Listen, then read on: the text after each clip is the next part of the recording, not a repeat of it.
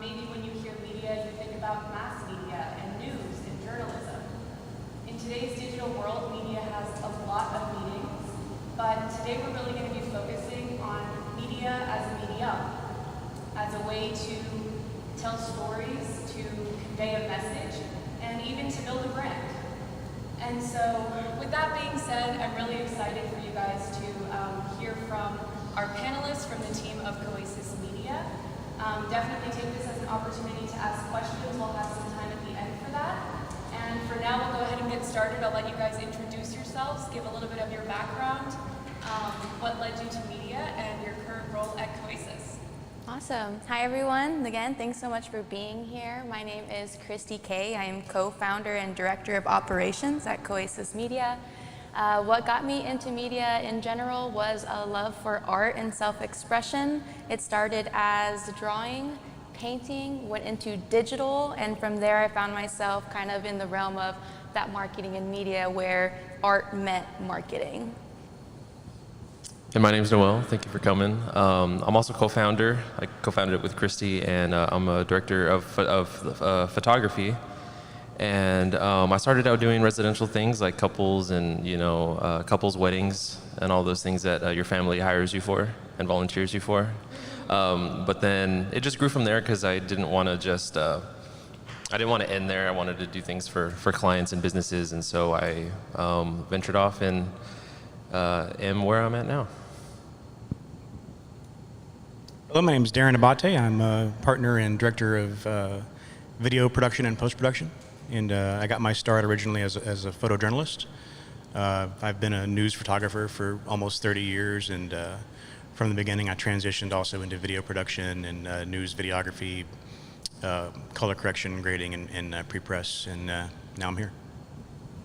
Great, thank you so much. And I know that you guys all kind of took different pathways into media. It's not an easy industry to break So can you talk about maybe some of the challenges that you faced as you were starting your career in the media industry? Oh boy, that's a loaded question. I think it kind of all starts when I first kind of met Noel. I've always been intrigued with how media as a medium intersected with marketing. I know growing up, I've always been obsessed with art, and that was always something that, you know, coming from a family of immigrants was just not a career choice that actually meant anything. Even when I mentioned about going to school for liberal arts, that was always kind of a shutdown. I was either doctor or nothing, right? So when I started learning more about marketing, I realized that there was a really big need for creativity, and that's really what fueled marketing. It wasn't, you know, printable papers, brochures, door hangers, even though those have a part in graphic design, but it was more than that. And that was kind of what kind of made me want to try that out. I started off with like a small little studio group with some of my friends. They just weren't business minded. I'm very much operations based. Both of my parents are small business owners, and it just wasn't a good fit. And that was a really hard thing to come to a conclusion. And I had to make that decision. Am I going to give up on this and continue school, or if I'm going to continue to try again? Fortunately, that's when I met Noel. At that part, he was owning his own studio photography out of Warehouse 5. And I started off as operations, kind of helping him put together the contracts for a lot of his work. And from there, it just kind of snowballed into what we do today. From then till now, I've probably worked with 5 to 6 different marketing media agencies, and through there gained my experience to want to start Coasis.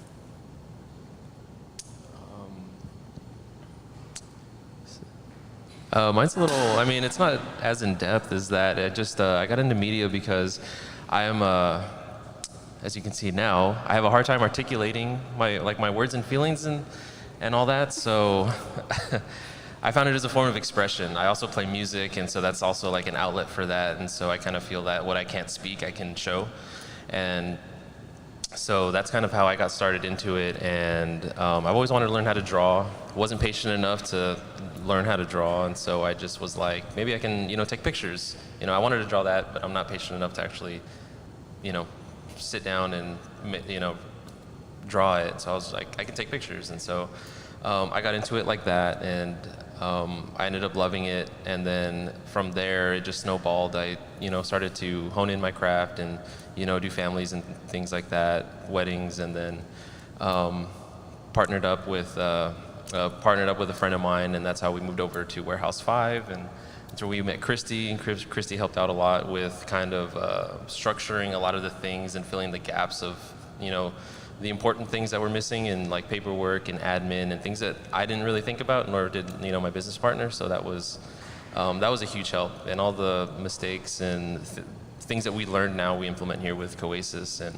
it's really something, you know, a blessing. Just to add on to that, that your previous company was in the red every month. Like they were having to pay out of pocket for a lot of the overhead, and from our like collaboration and working through a lot of that, they were actually able to go into the black and actually cut not only themselves a check at the end of the month, but I was able to cut myself a check at the end of the month, which was the first time I've ever been able to do that. And I think that was when it kind of clicked in my head, because I was working full-time at Rackspace, and I was doing operations in my free time. So I was doing technically like 15-hour days, and it was worth it. And as soon as you got your first check, it's like, wow, like it just kind of becomes real.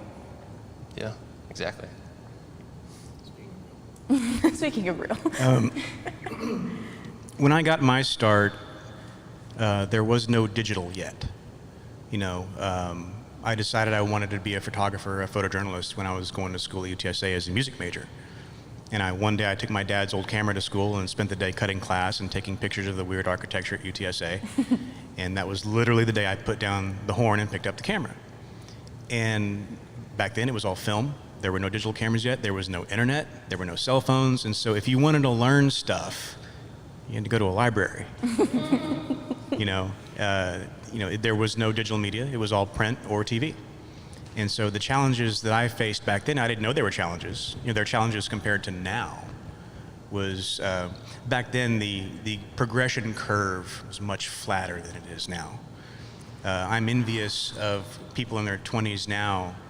You decide you want to do something, and it's relatively easy to learn stuff. You can just, hey, look, I got everything right here. And back when I was learning, I hit up garage sales for darkroom books. You know, I actually built a darkroom in my parents' garage, and I read books on how to mix chemicals and how to print. And the first time I got published, I took a roll of film down to the newspaper at night, you know, and hey, you guys, I got pictures of a fire. You went, yeah. And that's how I got published the first time. So that was a big challenge for me. Unknown at the time, once again, is trying to get a foothold when there's no clear path of how to do it. Yeah. You know, and I also don't have a college degree, so that was another thing. I couldn't get a staff job anywhere, so I was forcefully self-taught. But now I'm glad that I was. You know, I'm better for it, I think. Absolutely. And I know that, I don't think my microphone was on. Turns out you have to turn these on to make them work. That's really fun. You would think I would know that. But obviously it's clear that these guys have had a wide range of experiences across both marketing and media, photojournalism, given their respective backgrounds. And I know that that was a lot of what gave you guys some different lenses into the industry as a whole. And so I would love for you guys to touch a little bit more on some of the pain points and the problems that you began to identify in the industry, particularly as it relates to that very complicated relationship between marketing and media. This is my favorite question. This is my favorite question because it's the backbone of the reason why I wanted to start Coasis. Yeah, and we've all been freelancing for some time, so we've seen all of the good and all of the bad. I'm going to put my coffee down to kind of explain this. So, for me, at the very least, like I said before, I've been working through, I think I've worked with like 6 different media marketing agencies, anywhere in between, right? Some people say marketing, but yet all they're pushing is media, or some people say media, yet now they're trying to add a strategy to what they're doing, and it's like, there was this huge disconnect between like the left side and the right side and left side of your brain, because right, creativity takes one side, and then operations and strategy takes another. And aside from that, there was this overall industry problem that I recognized where client has a problem. Client goes to marketing for a solution, marketing goes to media to implement that solution, right? But media is never allowed to talk to the client, to set proper expectations, to explain what the value is to what they're doing, and then you end up with, I call a very, very linear relationship, or what is most familiar as a game of telephone, right? Client talks to marketing, marketing talks to media, media has to talk to marketing in order to talk to the client. And what happens in a game of telephone is miscommunication, things get dropped, expectations aren't met, and just to add on like that, you know, cherry on top, typically at the end of the day, it's the media, those subcontracted people for hire, these freelancers, that get thrown under the bus because the marketing's trying really, really hard to maintain this relationship with the client. And that's why the turnover rate, or at least what I recognized a lot of, the turnover rate for media vendors or media companies was like at max 6 months. And that was ridiculous. To me as a freelancer, it's like, how are you supposed to build a career and have consistent pay when you're constantly facing these injustices where you have to chase an invoice down for a whole year, and that invoice is like $500, right? That's ridiculous. And I'm gonna get off my high horse there and kind of pass it on over to my business partners because they have a lot of personal experience in that as well. I kind of call that a scapegoat-based workflow. It is. It is, absolutely. On a personal level, one of the biggest struggles I found as, you know, just a photographer kind of coming out of nowhere, because I don't really have much of a network, is that exactly that is, as I was learning and I was you know, doing what I thought was right, you know, for self-promotion and stuff like that, kind of wasn't it. And as I was learning and as I was, you know, come to finding out that, you know, my work was getting better, I was starting to progress and all that, but I was still finding it hard to get work because I just didn't have a network. And that's kind of one of the biggest things that holds you back as an individual, as a company too, but as an individual, that was one of my biggest problems and or issues. And it's just difficult because it comes down to like, you know, who you know. Yeah, it's like a who you know that can put you in that position.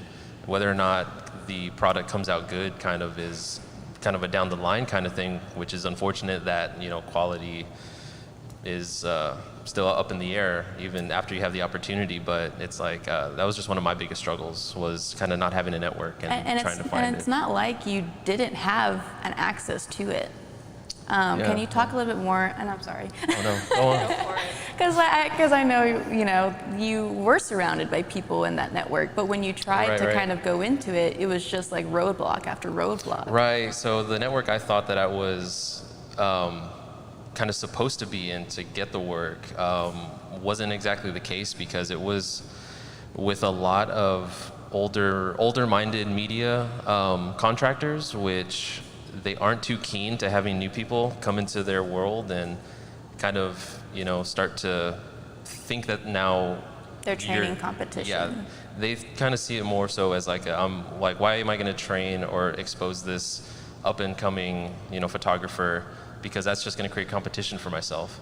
And so it was just kind of masked as like, you know, friendship, and like let's not do business together because it's going to ruin our friendship, or, you know, as like when we get money involved, that then we have to start speaking differently. And, you know, it's kind of that kind of relationship that I was starting to find. And the network was great. It was with some older videographers and media companies, and it just kind of wasn't what I thought it was going to be, because of an old mindset of thinking that it's going to be creating competition for them.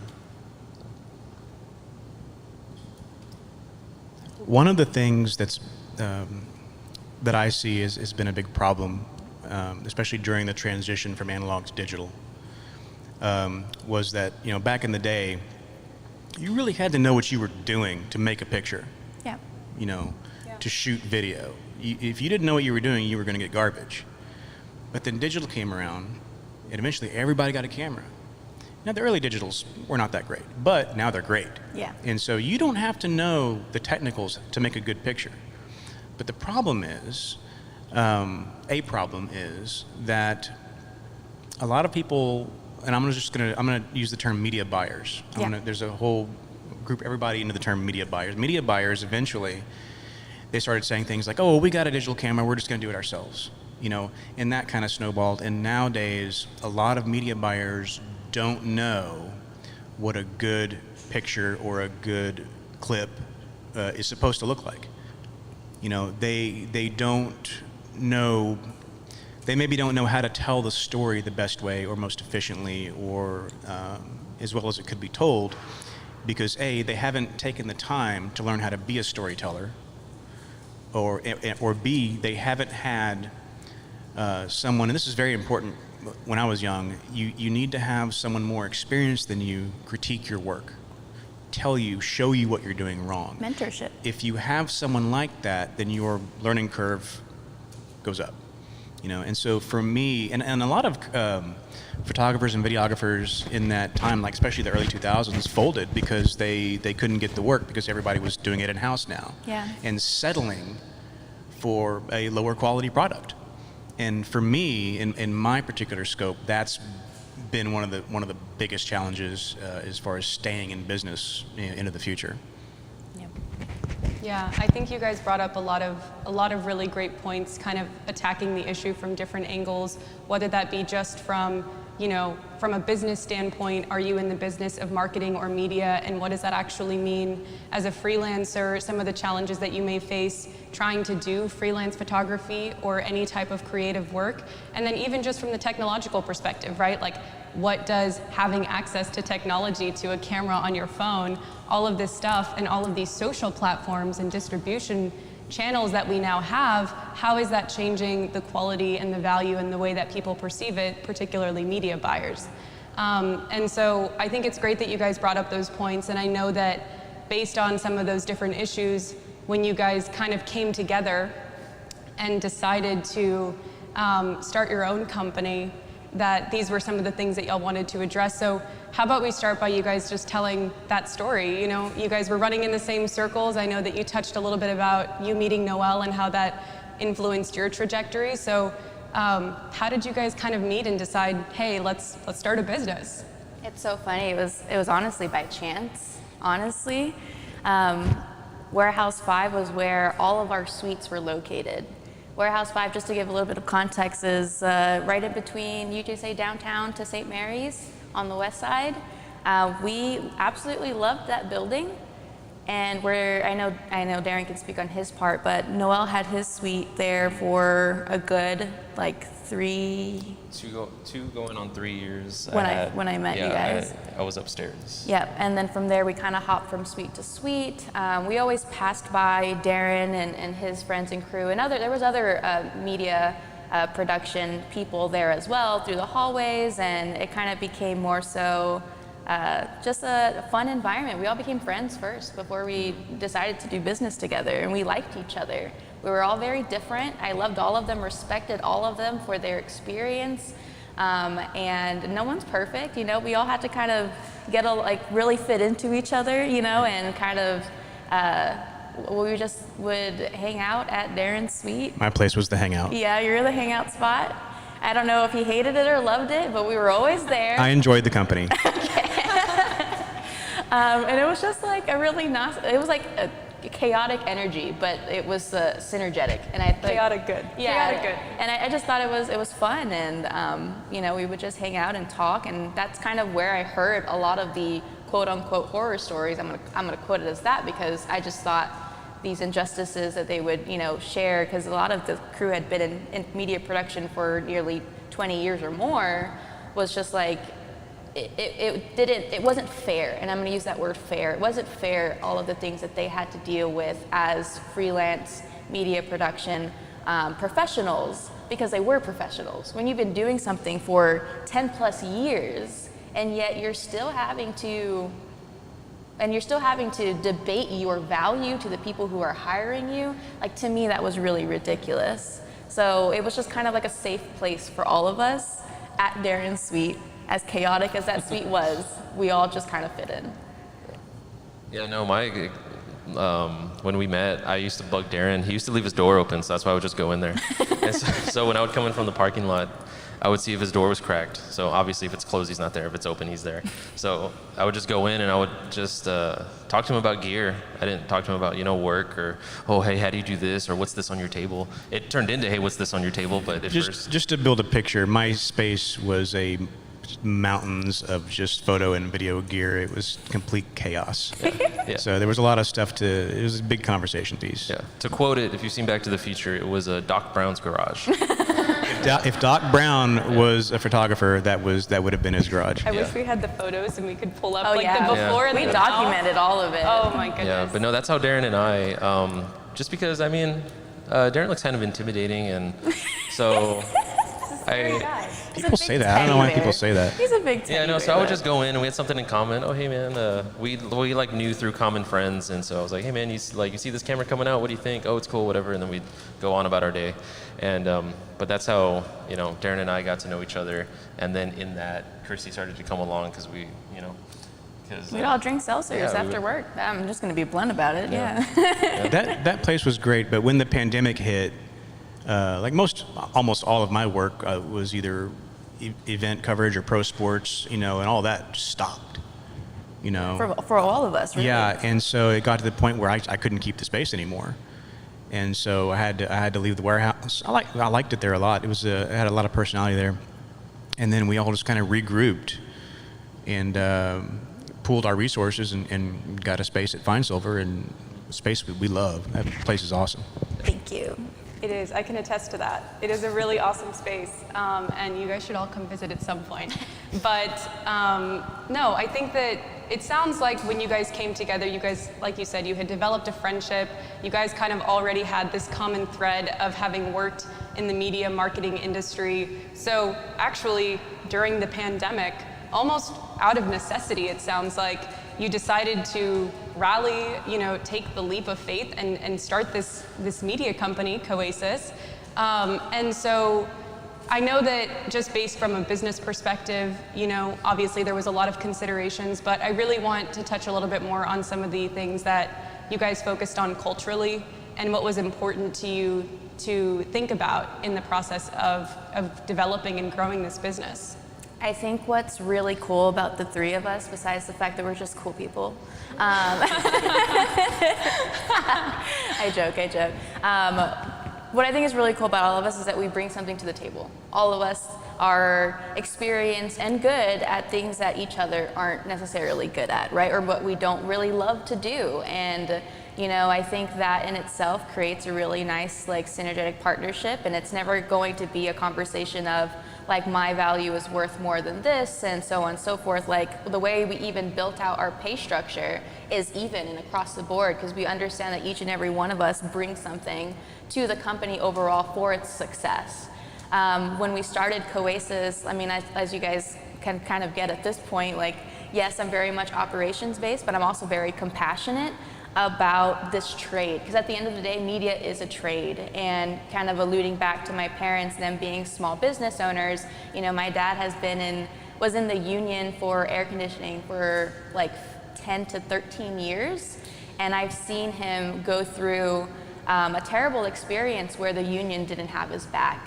And you think that, you know, like the union's supposed to literally do that. They did it, and he had to, out of his necessity, start his own business.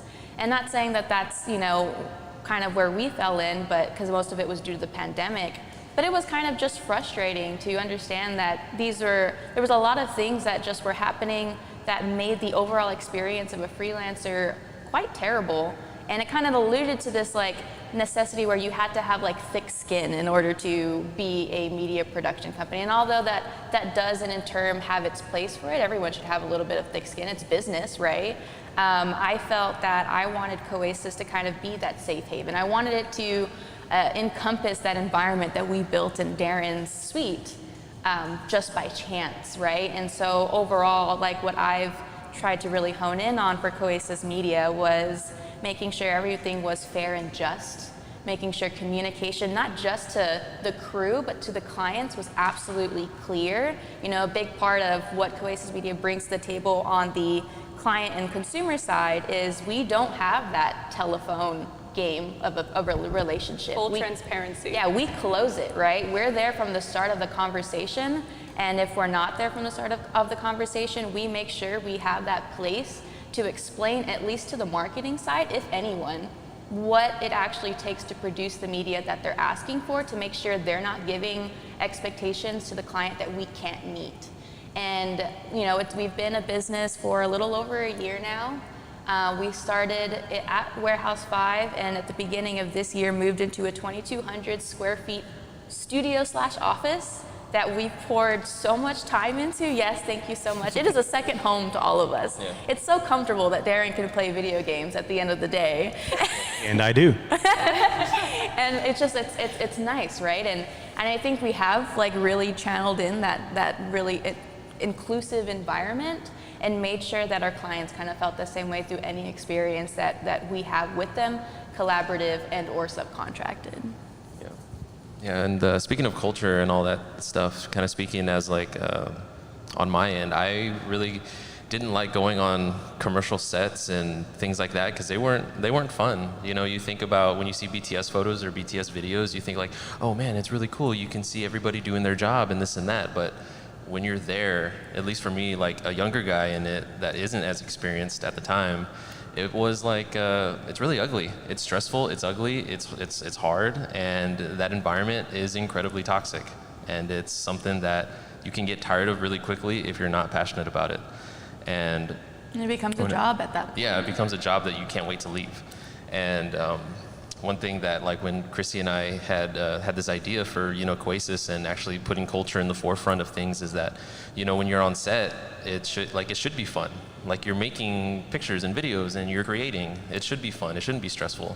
And so that was one of the big things that I was like trying to advocate for. And, you know, instead of having your crew of like, traditionally when you have your crew, it's like if you're not, you know, a gaffer or a certain position and you ask somebody to like, hey, can you go grab me that? Can you go get me that? You know, can you help me out? It's like, well, that's not my job. I didn't get hired to, that's not my position. And it's like, well, okay, whatever. It's a team. At the end of the day, it's supposed to be a team. Yeah, so that's really one, like the biggest thing that I really wanted for, you know, our sets and our productions and all that, because, you know, nobody likes to be a part of someone breathing down your neck or yelling at you. Yeah, absolutely. My favorite part of all this is the fact that we do all have very specific skill sets, and they're all very complementary. And everybody that we bring in to work with us has their own skill sets that add to the group. And that breeds a very non-toxic, productive environment. And like Noel was saying, you know, it's common that when you're on set or in any kind of production environment, it is toxic because, you know, people are overworked. You know, and that's the reason why many motion picture professionals right now are on strike, because of the horrible conditions that many people face on set. Yeah. And so I think we like to have everything in balance, you know, and that's why I think we work so well together. And just to add on to that, I wanted to kind of mention our newest program, Startup Productions, kind of going back and kind of touching base on everything that we talked about. We really loved Coasis Media for its professionalism, and the people that we work with have been involved in their respective positions, like I said, for 10 plus years. Like, they definitely have been in it longer than even me and Noel have. But we knew that it shouldn't have just stopped there. There's no point in creating a solution that is only for the now if it's not going to impact the future, right? And kind of alluding to that digital divide that we experienced from analog to digital, there's a traditional side of media, and now common what I coined as new gen media, where you do have a lot of these people who are able to get easy access to technology, and suddenly they're a media production company. And although it has a place, and although they do create amazing stuff, there is a lot of bad habits that kind of get developed through there, whether that's on the technical side, whether that's on the cultural side. I've seen a lot of new gen media production companies deal with projects or clients are saying yes to things they probably shouldn't even say yes to, but they don't know any better, right? The same way that a client doesn't know what a good photo or a good video should be, that's going to have the most impact for them, because at the end of the day, we're providing a service. These new gen media companies are going through a lot of the same horror stories that these traditional media professionals have explained to me over and over again. And it just becomes this really toxic cycle, right? And like I said, I'm not here to create a solution for the now, I'm here to create a solution for the future. So Startup Productions is our version of that. Essentially what we do is we created a program where we can offer workshops to new aspiring creatives who are willing to learn the quote unquote traditional way of having to do media production. But not only that, we do develop professional skills. You know, I've done workshops where it was just one-on-one over coffee, and I explained to them, hey, here's how you put together an invoice. Or hey, this is how you fill out a W-9. Some of them didn't even know what a W-9 was, which was insane to me, right? And it's like, they're small things, but they make a big impact. And so we've only had really Startup Productions for maybe a couple months now. But already with just the few people that we've been able to connect with, and again, it's not a structural curriculum, it's very much kind of like as need basis, where they have a resource or a place to go when they need help. And you know, maybe eventually in the future it is going to become a program based, and there's a curriculum and there's classes and cohorts, maybe, right? I don't know yet. We haven't gotten there. We haven't gotten there yet. But for right now, I do see its impact, and I think it's really important that we keep that at the forefront of everything that we do. It's especially important because often when you go to school for a thing, they don't really teach you all the things you need to know to make it a business. Right. I can't tell you how many emails I got from young photographers saying things like, oh, well, for example, I just graduated from the Brooks Institute of Photography. How do I make this a business? Yeah, they didn't teach you that, did they? Like when I was in high school, they didn't teach me how to do taxes, you know, but I know algebra for some reason, you know. So I think that it's important that when you, especially as a young person, when you've launched yourself into the professional world, you know, the pool of sharks, you know, you need to find a place where you can go, where you can learn stuff and not be judged for it, and not be judged for not already knowing it. Right. You know, because people have anxiety badly about that stuff. I still do. You know, we're all introverts up here, by the way. This is a big step for us. Yeah, very much so. It's important important to have that place you can call a professional home. Yeah. Absolutely, and I think that it's really powerful that you guys are kind of taking this more progressive approach to not only how you do media, but how you're creating that culture around media, and especially, like you said, through your startup arm. And we even have some people here who have taken that, myself included, and participated in some of those workshops and trainings that really help you grow professionally into what I have kind of come to coin as a quintessential creative, somebody who can not only have a grasp on the technical side, but also be able to explore the artistic side and what they're passionate about through these projects, through these experiences, while still focusing on that professionalism. And while still understanding how do you turn that into a business? How do you work as a professional? How are you going to work with other creatives and other clients and take on projects? And so I don't think we've actually touched on it, but what you guys call this, this model that you guys are operating under is a media collective. So for those who may not be as familiar, can you talk a little bit more about this media collective and what that actually means? Yeah, absolutely. You know, I think our slogan for Coasis Media is a media collective designed to support marketing. And essentially being a collective, it's fluid, right? And I think a lot of people, especially freelancers, understand that concept. I think on the startup side, what we've experienced is when new creatives come, they kind of see freelance as employment, and it's very much not like that. You have to be well-versed and wear many, many hats. So as a collective, what's really great about it is Coasis Media actually partners with other marketing agencies, marketing departments, PR agencies, creative firms to be able to provide the media for their strategies and for their needs, right? We don't do marketing, we just make the stuff for it, okay, at the end of the day. And this whole year has kind of been our product development and research. Like, is this something that can work, right? I've never really seen a media company take this approach.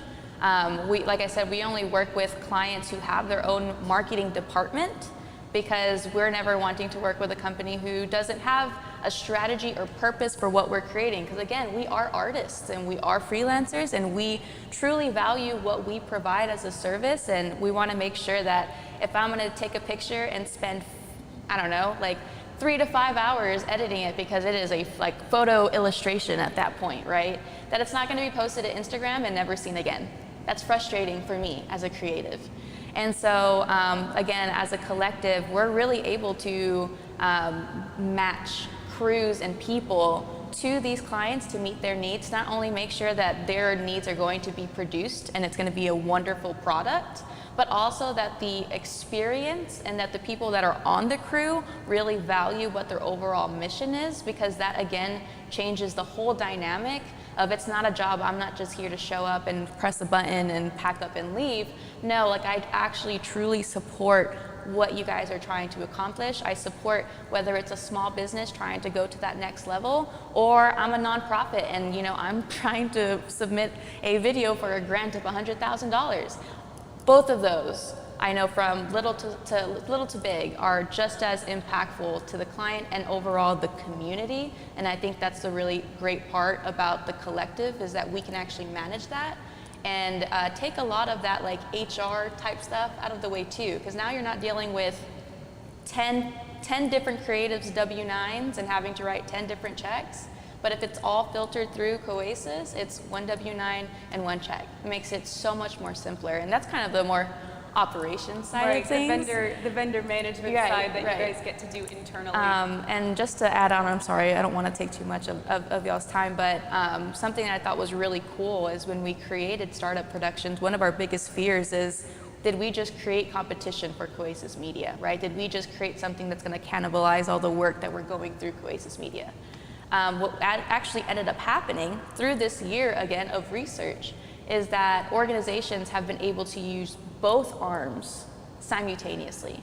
They understand that Coasis Media does produce that reliable, top quality production to submit for a $100,000 grant, right? But they also understand that Startup Productions is great for, and low priority is not the right term, but some of these smaller projects that do have a big impact in the long run, but they just don't have a couple $1,000s to spend on a 30-minute hour coverage of an event, right?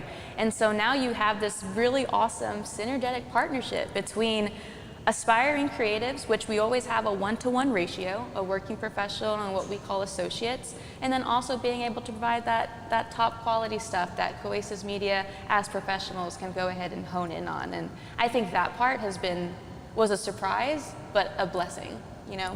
Absolutely. Did you? Yeah, I'm no, so exactly sorry. that. Yeah. She really covered all the grounds here, but anything you want to touch on, I guess more specifically, we can take this into talking a little bit more about startup, this collective, and maybe some of the stuff that you've done in terms of trainings, workshops, and what that's looked like for you.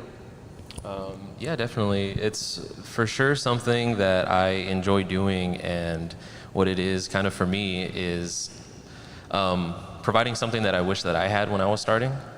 And I think RJ can attest to this, is that you know, it's really also, like Darren said, that mentorship, that critique that you need from somebody that knows more than you, and not in a judgmental way, but in a constructive way. Yeah. And something that helps you for the future, where just changing this little thing or breaking that bad habit can vastly improve your skill set. And for me, that's something that how I approach it, and what I enjoy doing with workshops, and you know, providing that mentorship for people. And yeah, it's, you know, a really great thing that I think I wish I had when I was starting. Yeah. Well, usually when you're starting off on your own, somebody gives you a break. You know, when you're young, starting out, especially in my field that I was in, you really needed to find somebody who would give you a break. Somebody gave me a break, so I like to give others breaks.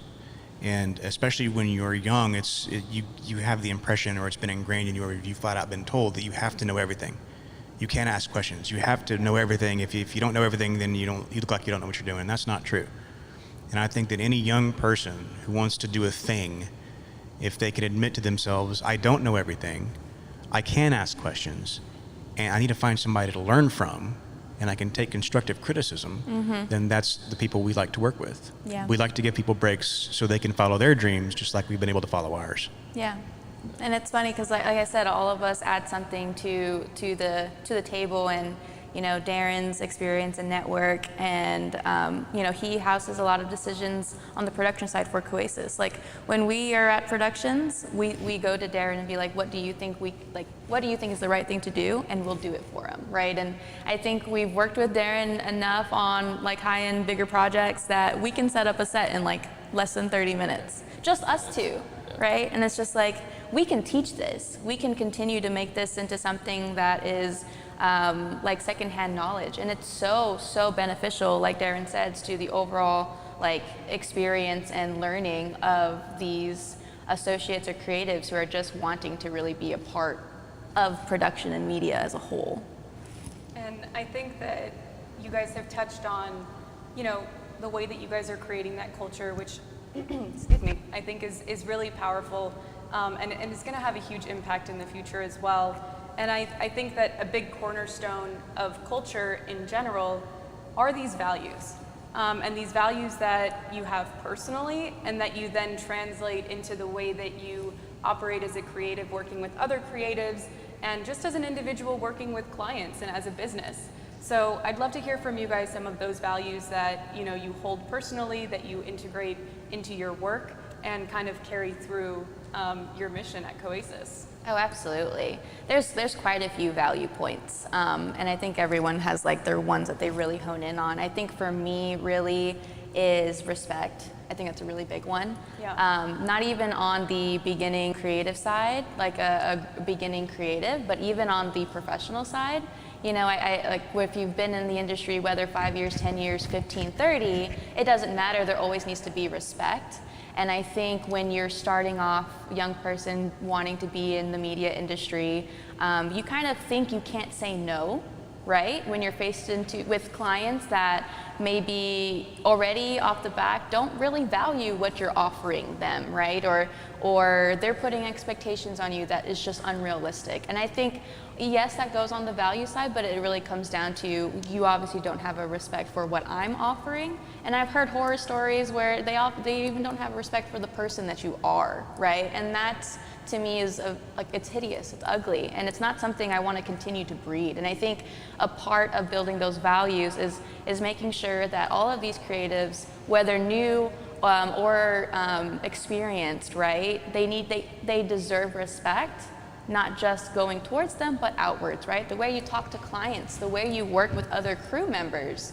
Again, this is not a solution for the now, this is a solution for the future, and respect has a really big part of that. Absolutely. Did you guys want to add on to that? And kind of maybe just expand on, I think, this idea of respect and how I guess it can either be more self-serving or versus kind of serving others, which it sounds like is what you're really trying to hone in on. So I don't know if you guys want to add on a little bit to that as well. I think you have a better grasp on that. Well, I know Darren in itself always advocates about the setting value for herself as a price point. And I definitely wanted to hear a little bit about that one too. Yeah, I think, like you were saying, a lot of young freelancers, they fall into this trap where you can't say no to work. But when somebody is offering you a job that is clearly undervaluing what you can give them, and you don't say no to that, it hurts you, and it also hurts other professionals because you're undercutting, you're bringing down the price of a valued product. You know, and I understand, trust me, I get it. You need work a lot of the times and you have to say yes. I get that. But eventually you'll get to the point where you will be able to say no to jobs, and you should learn to say no to jobs that don't respect you. Yeah. You know, it's as simple as that. I mean, I really don't have much to add to that. Yeah, just kind of one little snippet on that is what I always like to say whenever I kind of come across or get, it's like what you say no to what you say no to $200 for, you save in a headache. You know, do you really need it that bad? Okay, sure, maybe, but be prepared to have a headache. Yeah. You know, so. And I think it's really important, sorry Darren, I just wanted to reiterate what you were saying, is that it does greatly, you don't think that it impacts, you think it just impacts you when you say yes to like I've seen people offer $50 for like event coverage that's like 4 hours, right? I've seen people at a huge event that's like over 100 people. I've seen people say yes to that. And like, yes, it is a small thing, but who knows how many other people that client is going to contact and expect the same thing.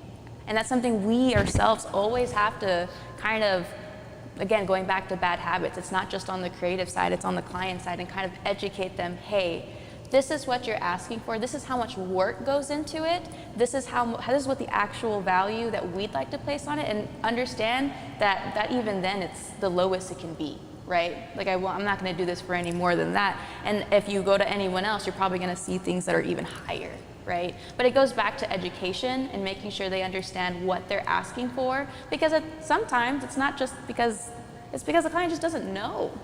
You know, and I can't knock them, you can't be mad, and I think that's what kind of that resentment builds up for like beginning creatives. It's just like, oh, like it then becomes a me versus them, but it's not about that. It's about building this education and value, and not everyone has bad intentions. Some people just really don't know. And keep in mind too that not every client's going to get that. You know, so it's okay to break up with a client if they keep mistreating you and they don't get what you're telling them. Break up with them. You know, they're not respecting you or your work, so you shouldn't do any more work for them. They're obviously out to find a sucker. Don't be a sucker. Wise words from Darren. I took the words from my mouth. I completely agree. And I love the different things that you guys touched on, especially as, you know, I don't know how many freelancers we have here, a lot of entrepreneurs, especially participating in San Antonio Startup Week. I know that these are some of the conversations that have been brought up, and kind of on the topic of San Antonio Startup Week, and one of the themes that we're touching on of rethinking tomorrow. I'd love for you guys to kind of give a little bit of a future focus in terms of, you know, if we fast forward 2 to 5 years, some of the things that y'all are excited about, some of the changes you hope to see, or an impact you'd like to make through your work and through the things that y'all are doing. And just to preface that, we'll probably be going into questions after this, so kind of be brewing on if you have anything that you want to ask these guys before we finish up. Yeah, absolutely. I think yes, we are kind of sharing our perspective of having a business as a media production company, but I think a lot of it applies to literally everything else. It applies to your personal relationships, it applies to your professional relationships, potential partners down the line.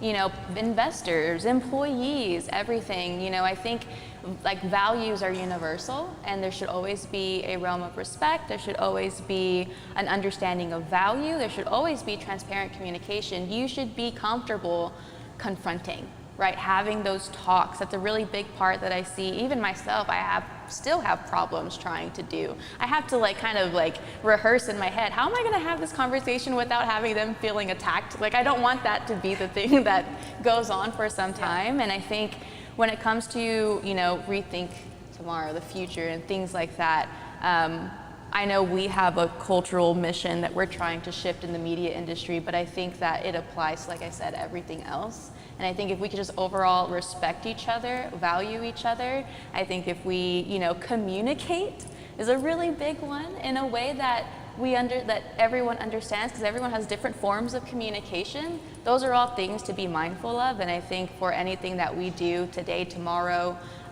in 2 years, that should always be at the forefront. Absolutely. Did you guys have anything you wanted to add to that? Well said. Oh, thank you. Awesome. Well, with that, I definitely want to open it up to questions. I know that we have a couple minutes here, so did anybody have anything they wanted to raise to the team? Oh, I Don't know. be shy. We don't bite. I do. So I am doing marketing for a small winery business that I've known for a little bit on board of the Texas wine industry. And something that I feel like I face a lot of somebody who's young is how do you bridge that communication with people much older than you that are, I mean, if I'm being fairly honest, it's really difficult to get some things done because they think that I can do everything on an iPhone. Yes. And I'm like, I'm not a photographer. You need to hire a photographer. And they're not. And I'm hearing you guys say that something that you tend to witness a lot is that you're seeing clients do something when you know that there's a better way. So how do you get to that point where you can stab somebody? You're like, we need to invest properly on our digital side, and that means hiring photographers. So how do I reach? Because I mean, my owners have much more wisdom than me. They have many more decades of wisdom than I do, and it's really hard for me. If they see me, I look like I'm 12 or 9. And they're like, I don't know, she's talking, she knows what she's talking. I do, but okay. So how do you bridge that? How do you get past that? Because I feel like that's super difficult when you're trying to bring a company into the 21st century.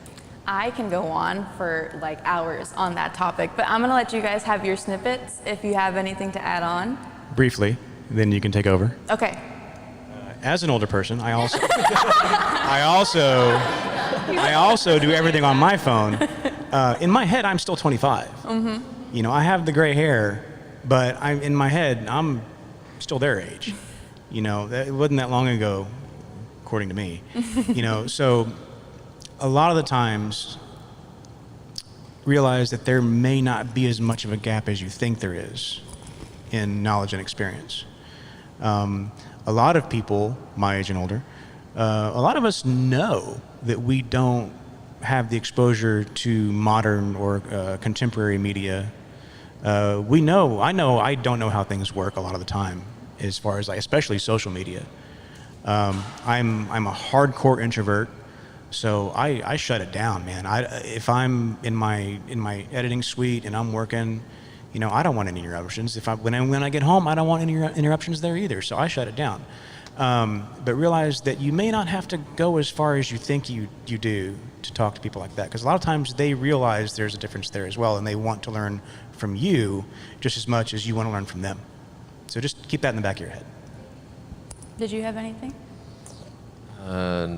If not, it's okay. No, I can't. Not really. Because like I said, I I have. really want to hear what you have to say Oh about man, this. this is like, Strap in. as a young person, it's like that is definitely something even I have encountered, and like I think it's there's two things that need to happen.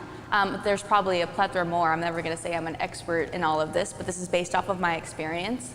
I know me and Cindy have been working together for a couple of months now, and it was kind of like that. We were thrown into a meeting where there were more wise people in there that weren't even prompted on why we were there in the first place. And one of the things that I've kind of like honed in on, again, going back to communication, is how you communicate, right? You don't ever want to react or respond with emotion or impulse. And I think that was kind of the first time Cindy saw like me in the full form. I was over 9,000, I'm not gonna lie. I toned down my voice. Like my voice was low, steady, my vocabulary was concise. It is a skill. It does take a lot of mindful thinking while you're communicating, but let me tell you, you will take control of a room like that easily, just by changing the way you communicate. Because that's usually what they're used to, you know? And then on another note, going back to maybe they don't think I know what I'm explaining, right? Going back to maybe they just don't think they should invest in these photos for you to do your job. At the end of the day, you can literally turn it back on them, you know? I don't think, and again, going back to the digital media is not so different from traditional advertising, right? If you think about it, for traditional marketing, as much as you pass out your business cards, as many door hangers as you put, no matter what, the concept of marketing is to make sure you're at the forefront whenever someone needs you so they don't forget about you. That's branding and that's marketing, right? Every time you follow someone on Instagram, guess what? They get a notification, see your picture and your name on there. That's literally like handing a business card. You're inviting them to learn more about what you do. And if you kind of paint that picture of just like, well, what you're used to and what you're used to experiencing, there is a digital side of that, and you start building that analogy, it makes it a lot easier for people who know they don't know a lot about social media to kind of envision it as, well, you would invest in postcards. You would invest in getting a graphic designer to put door hangers together, right? It's the same concept. And then at the end of the day, you know, you can go to anyone for, say, content or e-commerce photos, right? You can get whether an intern or someone who's starting out to take photos, but at the end of the day, is that the image you want your company to represent for you, right? Are these photos on the phone going to represent the value of your product? And if you start painting that picture that way, it changes the whole scheme of how they're approaching digital marketing, because it's not just social media. Social media is just one part of a bigger environment and ecosystem that goes back to the overall purpose of marketing. And it's truly just to be in the face of people, of consumers all day, every day. And guess what? We always have our phones on us. And if they're not willing to, invest in photos, then they're actually doing their company and their products a disservice. And I think once you start painting that light, right, it's like, well, is this iPhone worth your hundreds and millions of thousands of dollars that you poured into this winery? There's a huge disconnect there, and as soon as you paint that picture again, respectively, cordially, it's all about education, right? Clear communication. Yeah, we're not trying to fight these guys. No, right? we're not trying to fight these guys. I'm just very passionate. Just flip the table. It does become a completely different dynamic and conversation. And I will just say that something that Christy has mentioned before, because similar to you, I've been in those positions where you may be communicating with somebody and you may not just be getting the message across. And one thing that Christy has said in the past is don't miss an opportunity because maybe you may not be able to communicate the full value. And so also realize that you can equip yourself with other people, with other teams, make those strategic partnerships and have them also help you deliver that message and help convey your strategy in a different light. And so it's not, don't put the weight of the world on your shoulders, right? Realize there's people around you that can also help you communicate that message. Yeah, and on that note, another thing too, is at the end of the day, it's really not about yourself. Like I think again, going back to that emotion and that compassion and kind of feeling like, oh, you're devaluing me right now. Sometimes it's really not that, kind of going back to what Darren was saying. One of the things I've always taught Cindy is just like, it's not self-serving, you're serving others, right? You're here to do your job because you truly care about the product that your company is working with, whether you have a passion for wine, whether you have a passion for, socialite lifestyle, whatever it may be.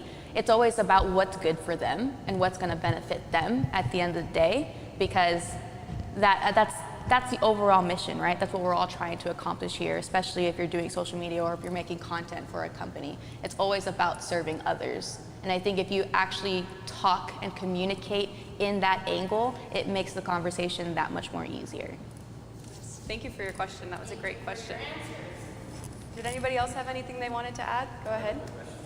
So you are a startup and you do work with a lot of startups in San Antonio as well, right? Yeah. So what's your experience been like working with companies who are still small, who are trying to, who are not really maybe tech savvy or media savvy for that matter, who are trying to understand how to, navigate their brand and have very small, marketing tools, if at all possible? Yeah, absolutely. I don't know if you guys wanted, I know it goes into marketing and start business, all me. Well, I kind of have a note on that one. That's kind of your opportunity to show them your creativity and show them what these things can do. And if you roll with me for a minute, just like hear me out, that's your opportunity, to do that and to showcase your ideas and maybe the things that are a little bit left field. That's really something that you can do with somebody who's willing to give you that trust. And if they're willing to trust you with that, then sky's the limit. But that's kind of my take on working with bigger startups. That's your opportunity to shine and kind of knock it out of the park with that. Yeah, part of your role as a marketing professional is to be an educator, because remember, these people are hiring you because they don't know what to do. You do. And sometimes you have to teach them, okay, this is what we need to do, and here's how to do it, and that's what I'm going to do. So once you educate them on, like y'all said, on what they need to do, then they'll usually, be your friend about it. Yeah, I think on the startup side, right? And because I don't know, is your question kind of more so on the creating a marketing department for? Really, there might not be a marketing department, right? And you're working with somebody who wants to use the media to its fullest Right. advantage, but they don't really know how to do that. Yeah. They come to you, and this is a startup, you're a startup, and now everybody's trying to, Yeah. figure out that same. I think, and that's a really good question, because again, Coesis doesn't do marketing. Yeah, exactly. So what we typically do, what we would have done, is we would have also found a marketing company to help with that, right? If it's not going to come from the client, if the client doesn't have a marketing expert that's going to say like, hey, from start to finish, this is how the campaign should go. With that campaign is this many ad streams, this many photos, these posts, these Instagram stories, these Facebook boosted posts, all of this fun stuff. If there's no strategy, it makes it that much difficult for that startup company to market, right? It all comes down to strategy and campaigning and making sure that there's a purpose for why this media is created. And I think that's a big part of the reason why we kind of like took that stand and said, we're not going to work with companies that don't have marketing departments, because what's going to happen is that these startup companies or these young organizations think they have to pour so much funding into media, and then that video gets posted once and is never seen again, right? How do you make this content versatile is I think what the overall, fundamental of that question is, and it really does come to purpose, because guess what? We can create videos that are strategic to be turned into Instagram Reels. We can make videos that are strategic for both mobile and for broadcast, because guess what? Fun fact, those are completely different specs and compositions for your videos, and we can do that. But all we need to know is, where do you want this to go, is really what it comes to. How is this being distributed? What is the call to action? What is the purpose? So in that case, I think I don't think cutting out marketing cutting out a marketing agency when you don't have a marketing department is a good idea. I think if you don't have a marketing department, that's what marketing agencies, creative firms, that's what PR agencies are there to do, is they're able to provide that strategy. So before you even go to media, right, make sure you have that strategy. To be frank, it could be as simple as, hey, we're gonna get all of the leaders in a room and we're gonna figure out what the needs are and get a good outline of what we think that purpose of the campaign is.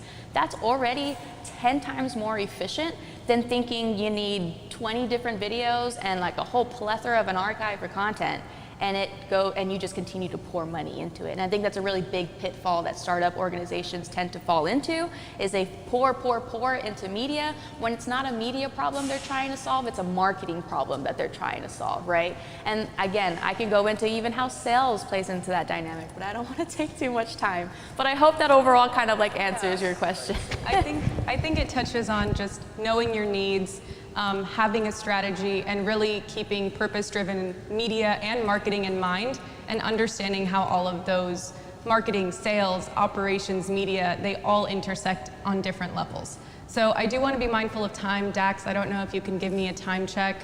So we're good. I don't know if we have, I think that was all the questions we have time for, but definitely we're going to hang out for a little bit afterwards if you guys want to hang out and talk to us a little bit after. But thank you guys so much. Let's give these guys a quick round of applause.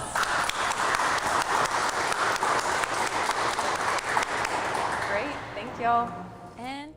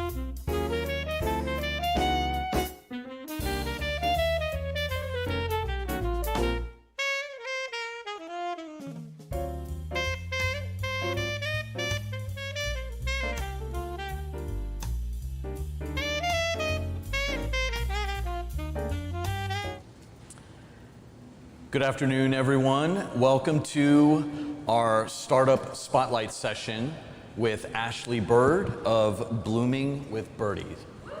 Raucous round of applause. All right, so thank you for joining us. We're really glad you made it. We know that there was a little bit of a hiccup with our live stream, but we've got that all figured out. The internet's work yet again in the dry goods building. So we're incredibly excited to welcome Ms. Ashley Bird to the stage. Ashley, thank you so much for joining us. This has been kind of a cool, crazy, fun, awesome year for Blooming with Birdie and for you. Yes, absolutely. I went from kind of floating in a little bit of just saying yes to whatever came my way, especially the things that I'm passionate about, which really are, nature, being outdoors, and education, and applying those to one concept. I went to San Antonio Startup Week and threw out this idea that I had, and it turned into a month later starting my LLC and a business in tech education. It's just like, oh, now I'm doing this thing. So it's been exciting. So you were in the audience last year before. Yes, and 2 now years you're ago, actually. So 2 years ago. Yeah, absolutely. So you had a year of formation and I guess a pandemic happened or something. Hey, the pandemic is why I'm here. The pandemic is why I'm here. Like, if that had not happened, I would not have, I think,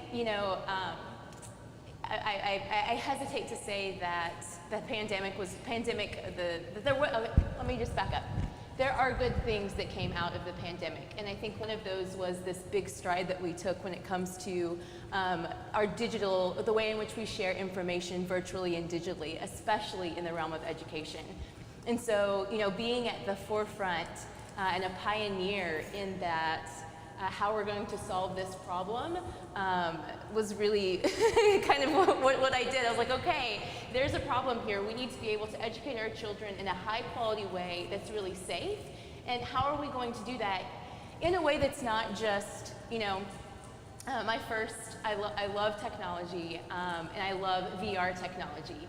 And my first experience with completely the VR headset and the whole thing, and I had these really high expectations. And the first time I did it, it was at my family owns a wholesale beauty supply, and it was at a beauty conference. And so I've got high expectations. I get to do this VR thing, and I go into it, and I'm looking around, and it's in the rainforest. And I'm like, this is cool. Like, there's trees everywhere. And then in order to share their information, it's this one person talking to me and sharing all the information. And I was like, this isn't VR. Like, this is just a prettier setting. Like, there's so much that we can do here. And that's sophisticated marketing. Yeah, I was like, man, this is disappointing. So I think, taking that experience and applying it then to, okay, our children right now, they really need support. We have the opportunity to be able to reach a lot of children with this one take, if you will. How am I going to make sure that this is more than just something that they're watching? It's something different. Applying all the incredible things that you can do with technology to make it where it's engaging. So it's not just them watching something, but that them doing something in order to be able to learn, and it happens to be through a screen. Yeah. So that's perfect, because I couldn't have written that segue any better. Tell everybody a little bit about what that informed in all of the technology, love of outdoors and education. How did that all form together from Startup Week 2019, pandemic, you did some stuff, and then now we're on stage here in 2021 with Blooming with Birdie. So tell us a little bit about Blooming with Birdie. Yeah, absolutely. First, it's a work in progress. I'm still figuring that out. And I think, more than anything else, we live at the intersection of technology and education. And that right now, we don't know what that looks like, but that there are some things based on research that's been done up until this point that we have to be mindful of. Meaning that, when we look at, research shows that young children, after they have a VR experience, they don't know the difference between a virtual experience and the real world. They can't differentiate that cognitively. So for me, I'm like, oh, we have to protect that bit. It's our responsibility to make sure that what we're providing for them, especially in an educational context, ensures that they understand the difference between those two things, that they're always safe. So for Blooming with Birdie, keeping that in mind, it actually started with, I work with the Monarch Butterfly and Pollinator Festival. I love the outdoors, and I love like applying hands-on education to the outdoors and getting kids to be engaged. But the way that started was it was 2020, and the festival wasn't going to happen. Like, it wasn't safe. We're not going to send a bunch of people into a big crowd of people. But we still wanted to be able to express our opportunity to be able to educate the community, specifically on the monarch butterfly and the ecosystem that supports them and us. So Monica Mackley, who's the founder of Texas Butterfly Ranch and the festival, asked me to create a curriculum around a program that she had done called a caterpillar condo, which a caterpillar condo is basically this black pop-up mesh kit that has within it a milkweed plant, which is the host plant of a monarch butterfly, and a caterpillar, and then you get to observe the complete metamorphosis of a monarch. And so she asked me to create a curriculum that we could send into schools in order for children to be able to learn about the monarch butterfly. And so, as an educator, I'm a Montessori educator. I'm trained. I worked in the classroom for about 6 years. I was like, oh, I can, absolutely, no big deal. So here I go, let's write a curriculum. And then we quickly realized, like, oh, the teachers aren't with the children. They can't give this curriculum in the classroom. So I was like, oh, like what? So I was like, what am I gonna do, So I realized, okay, I'm gonna have to do this virtually. What's that gonna look like? So I went to the drawing board as far as like what in my life had inspired me in the way that I was taught and what I learned at the education virtually. And it was like, oh, Mr. Rogers, Bill Nye. I really love Parks and Rec, so if anyone watched Parks and Rec, like Andy Dwyer, that was actually a huge one. For anyone that's watched the show, there's this one part where he does this thing about being a ninja and like the words come up above him. And when I reached out to the Christy K for Coasis Media, who ended up doing all my videos, I was like, I just really want to go like this and monarch butterfly to come above my head. And she was like, oh, we got you, no big deal. So there's a part where it's like the monarch butterfly. But essentially being able to create something that was virtual and that was quality, and then doing the deep dive into what that really should look like and what it does look like. So learning about, the negative impacts on mental health, especially around impulse control, whenever a child releases dopamine, because everything is changing really, really quickly. Well, that's literally how you get addicted to screen time. So if you compare, there's amazing TED Talks about this out there, FYI, but if you compare Mr. Rogers, where it's just Mr. Rogers, and he's talking in a really slow manner. You see everything that he does. He goes from one place to another, but it's not a quick screenshot. It's him walking across the room. So it's easy to gain focus and to be able to observe something the entire time. Whereas when you watch Powerpuff Girls, it's like boom, boom, and she's going and she's doing it, and so the kid is just constantly engaged. So they're never given the opportunity to learn how to develop that focus, which is a huge part of Montessori in a 3-hour work period, where you are teaching them how to sit and dive in deep into a topic or a subject.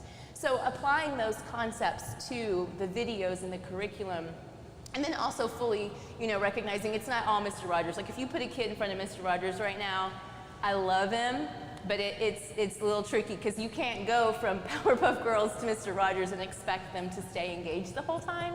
So working with Christy, we very intentionally did, yes, we do graphic overlays. Yes, in some of our stuff we have like a little animated character, but very intentionally to find the balance between very able to develop focus, but then also needing to stay engaged with the reality of what our children's brains are developing, how they're developing right now.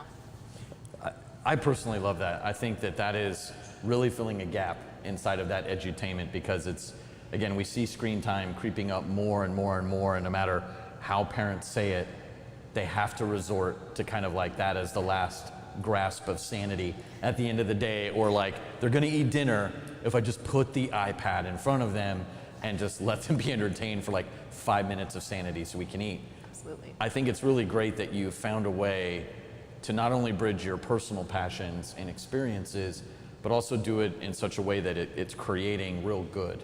And it's also showing parents, I think, that technology is not necessarily always the evil that it's presented as in the media, right? That it's always going to be this constant drumbeat of activity and action and flashing lights and, you know, Yeah. prepare to be amazed. You can actually still learn and engage and see a different side of your child if you do it with them and engage and show them the right way, right? Yeah. And I think this is, I love it because I'm totally guilty of this, by the way, as well, which is the dopamine release of TikTok. I get into a vortex and it's like an hour later and I'm just like, that's amazing. I can't believe everything I just saw in an hour. Probably not good for my brainstem. No. But I love that you're helping parents see, oh wow, I'm actually pulling away, and if my kid can pull away, then I can. Right. And we're engaging with something and learning, and it's the new version. I wouldn't say you're the new version of Mr. Rogers. Maybe Andy Dwyer meets Mr. Rogers I'm okay with somewhere that. around Bill Nye's laboratory. Yeah, yes, Okay. yes. We'll combine them all. Yeah, absolutely. Love it. So that is an awful lot of activity in 24 months. To me, that begs the question, has entrepreneurship always been in your blood? Like, what was your first exposure to entrepreneurship? You mentioned something with some family business there. Yeah, so I am definitely the daughter of my parents. Both of my parents are entrepreneurs. I grew up literally, so they've owned a wholesale beauty supply.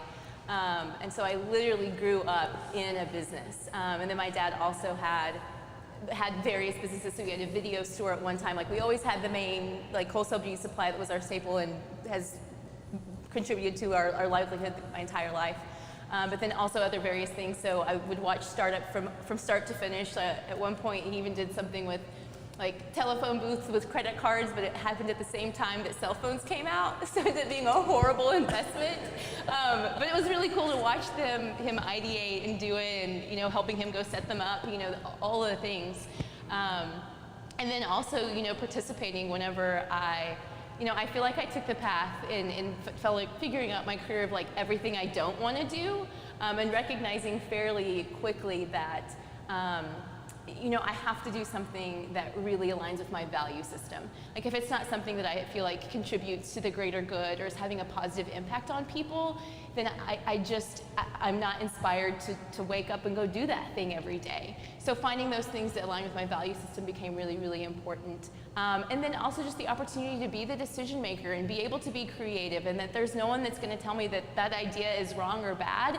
Now I have to fund that idea. Like, I have to figure out how I'm going to make it happen. But there's no one telling me that you can't do that. And in fact, like, I think one of the things that I love the most about being an entrepreneur is I get to work with all these really intelligent people who I go and I talk to them and I'm like, what do you think? And what do you think? And what do you think? And then they give me all their ideas, and I get to say, okay, how can I do this in order to best serve the mission and best serve the people, which for me are children, who I'm serving, in order to do the most good. So yeah, I absolutely love all that. So as far as entrepreneurship goes, yes, I was born into it and I love it. And I actually worked with my family's business for a while, which was a nightmare. Just because you put 3 entrepreneurs in a room and like it's never, and them wanting me to be, you know, granted as the daughter, fall into that role of, no, you're the daughter, we make the decisions and you do what we say you need to do. And it was like, I can't, I'm an adult and I have my opinions and ideas, and it was just a constant clash, which led me to being here and doing my own thing. That's awesome. That does bring up the question, though, coming up in a family business, and I think a lot of people relate to this. Were they violating child labor laws with you? Yes. In school, after school? Yes. Or was that like adult and you're like, oh, 16, now she can work? It's like, I've been working here since I was 11, and you're like smoking a cigarette in the back, you know, having a break with everybody. Yeah, how did you know? Yes, no, I mean, I literally was the type of businesses, I was literally working in the warehouse. It was called the pig pen. My sister and I were in a pen in the back in the warehouse because we had a storefront. So like literally in the back, we're totally safe, everything's totally fine.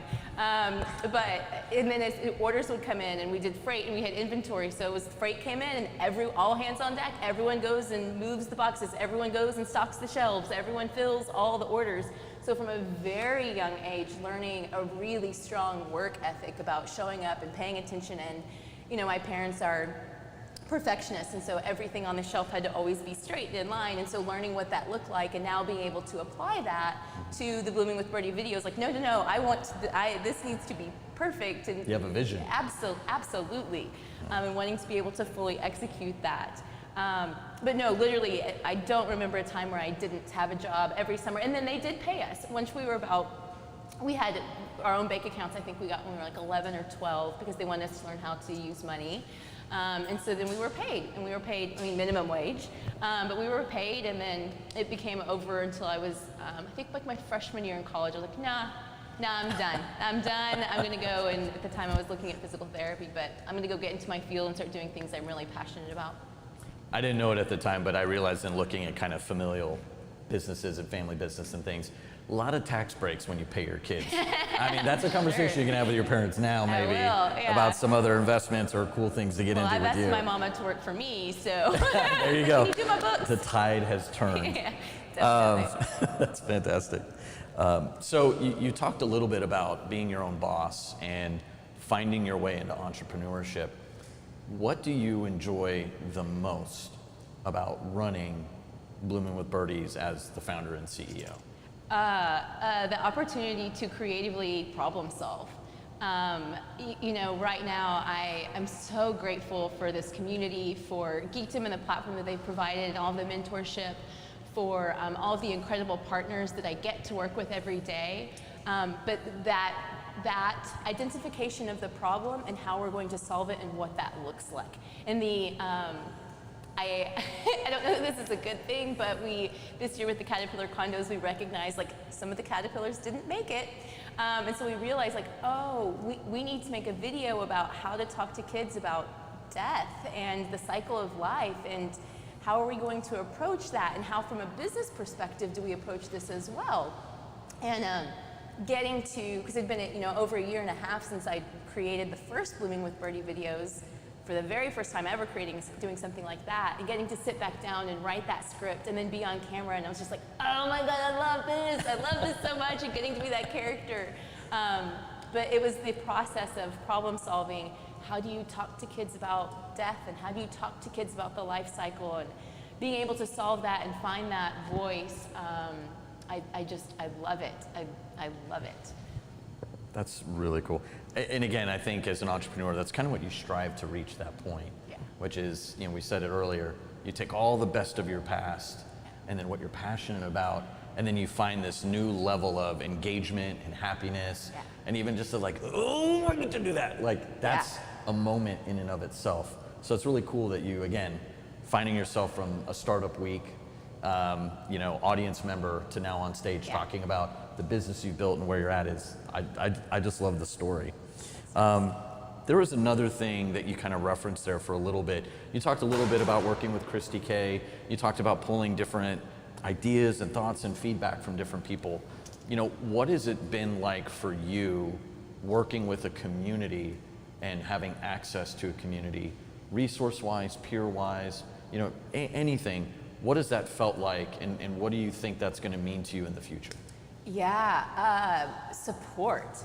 I think that I learned what the word solopreneur meant through one of the other companies that was in our pre-accelerator. I was in that part of Geekdom's pre-accelerator. And, I've never felt like I've been a solopreneur. I think that through Geekdom and through the network that I've created in San Antonio, who is just, and I say who, I reference San Antonio as this person, anthropomorphize it. I think with San Antonio that it's a supportive city, and it wants to see people succeed. It wants to see people grow. I remember I had a really incredible conversation with Charles at one point after the pre-accelerator.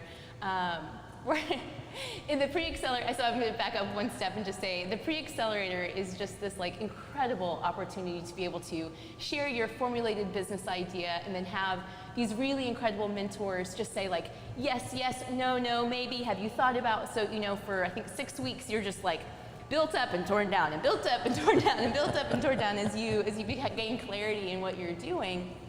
But you're never doing it. It's not like we're going to tear it down and then, good luck. It's we're going to tear it down now. How are we going to build it back together? So having the opportunity to be able to do that and develop authentic friendships and relationships through those mentorships. But then beyond that, recognizing that, especially in this community, that it goes far beyond this, like, you know, you're in the pre-accelerator, so you're going to show up and then it's over and then, like, good luck. No, like I said, had an incredible meeting with Charles from Geekdom, where we talked about, he's like, well, what is your ideal? Like, what do you want with Blooming with Birdie and with Morrow, and what is the long-term goal? And I share it with him. He's like, okay. And I said, you know, for me, as a very, very loyal person, I was like, you know, I want to stay here, though. I want to be in San Antonio. I want to grow San Antonio. I want to give back to it. And him saying, no, you need to do what's best for this company and where you're going to have the most impact. And if that's leaving and that's going, you know, for me in children's media, if that's being in California or wherever it may be, you need to do that to have the most impact. It's not about us. My job and our goal is for you to be successful. How can we help you be successful? And it wasn't just the ad line. Like, it was an authentic, I'm here to support you and help you grow. And that conversation was pivotal in the next steps of the development of what Blooming with Birdie is going to do and how we're going to move forward. But it's that authentic support where I don't feel alone. And I feel confident that, you know, right now, you know, I'm working on, like, getting all the financial pieces figured out, because I've not had to do that piece before, and making sure that, you know, everything stays legal and everyone gets paid correctly, really important. But knowing that I have a list of people that I can go and talk to without hesitation, that they're there for me, and that it provides as well this really incredible community where I'm going to give to you and you're going to give to me. Like, it's so authentically synergistic in the support that, you know, I'm going to pick on Stack IQ a little bit, but we were in the pre-accelerator together, and just it started with just conversations in the evenings of, like, well, what do you think we're going to do? And I think I'm going to do this. And it's moved into, you know, everything that I'm doing, they're there, all hands on deck, literally moving around, doing the things that need to be done to support each other, because we genuinely want to see each other succeed. So. And that's special. Yeah. I've been a part of a few different communities throughout my career because I'm old. But it's really interesting to see that feedback and hear it so authentically stated, because there is something special about San Antonio. And I think all that we would ask, and, you know, it's not to, like, speak for Charles or anybody else, but I would just say, like, you know, give us a shout out. Yeah. Maybe name one of the butterflies, San Antonio. You know, I don't know. As you build it, you'll find a way. Just work in San Antonio to every episode. Yeah. That stuff was always so cool to me as a kid. Anytime we'd hear San Antonio, but usually it was only like Shawn Michaels from the WWF and be like, "That's our guy." Like, yeah. Anyway.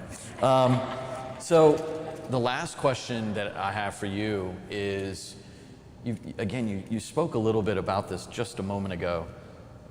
2 years from now, where do you see yourself, and where do you see what you're doing with Blooming with Birdie, or is it an expansion? You know, again, in just 24 months, you went from sitting in those chairs to being on the stage, not only realizing, you know, that you had a dream, but grasping it and making moves and actionable items towards it. So where do you see the next 2 years taking you? Yeah, that's a great question, and to be transparent, like, one I'm really figuring out right now. I think that anytime you start something, especially if you're solving a problem that is a real need from the community, that the community gives you a lot of feedback and a lot of support. And that's what's been happening, so much so that I have the wonderful opportunity to really be able to express and to problem solve around this intersection of technology and education, where not only San Antonio is, but to be fair, like, the world is right now as technology is evolving. And that with Blooming with Birdie, I think the biggest picture and the ultimate goal is to really mindfully bridge the gap between technology or screens and reality. That we want to always make sure that we're providing that, yes, this is really cool, and yes, you can have this experience, and this is essentially where, you know, I really believe that this is where we will go to learn, and this will be the source of knowledge and information. But it's in order to enhance your lives and enhance and to learn and to apply that to reality in the real world, not to escape to it. So that when I look at Blooming with Birdie, that, you know, it's manifesting it right currently in this smaller way with, you have the Caterpillar condo, and through it you do citizen science projects where you go outside and then you look for the butterflies, you look at the plants, you identify, so you take that information and apply it to experiencing nature. but that all the work that we do is in the name of building that bridge between technology and screen time, and reality and life. Like, that's what's most important. So the way in which that unfolds, I'm figuring that out right now. I've fortunately, working both in the private and public sector, meaning, working with schools and being able to help develop curriculum as teachers right now are, bless them. If you know a public school teacher, thank them. Like, there is nothing the work that they do is invaluable and undervalued, but providing them what they need in order for those classrooms to be successful and for the children to be successful, and that's what's, I think, in most need right this minute. And also solving that problem for parents and what screen time looks like at home, and making sure that the content that they have serves that same purpose to engage, enhance, and apply that to life and have a more enriched life. But where that's going to end up in the next 2 years, I kind of don't want to say, because I'm figuring it out, and I'm okay with that, so long as, again, we live at that edge of education and technology and pioneer in a way that is socially responsible. It's clear you have a vision, and I think everybody here is also like, we wouldn't be surprised if we saw you like on ABC Kids or doing something else or the next Disney Channel thing on Disney Plus.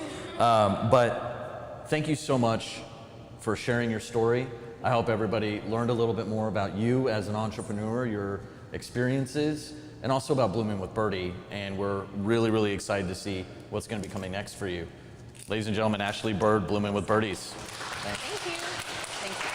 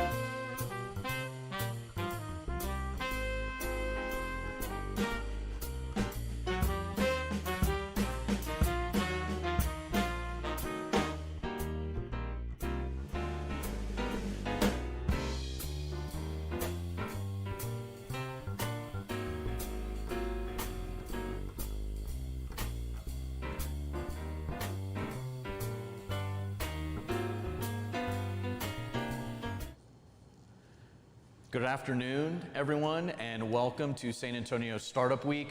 We are on day number 9. That's right, 9. We're almost there. Round of applause on day 9. There we go. We have got a fantastic panel for you this afternoon. I'm very excited about it, and in particular this topic, because I think it's incredibly relevant to San Antonio Startup Week, specifically San Antonio, but this year's theme just really resonated for me, which is Rethink Tomorrow. So today, I am joined by some absolutely amazing panelists, and we're gonna be talking about the future of Hispanic entrepreneurship here in San Antonio. That's right, woo, let's go. So joining me, I'm gonna just introduce them, and then I'm gonna ask them to give a little bit deeper introduction of themselves. We have Mr. Luis Martinez from Trinity University. We have Ms. Denise Hernandez from True Flavor and the San Antonio Hispanic Chamber of Commerce. And at the end of our panel here, we have Jose Padilla of Padilla Law. So a round of applause for our panelists.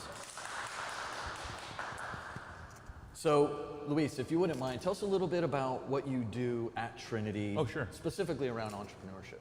So Trinity University is a liberal arts and sciences university. It's a traditional sort of residential, highly selective university. We've got about 2,300 students.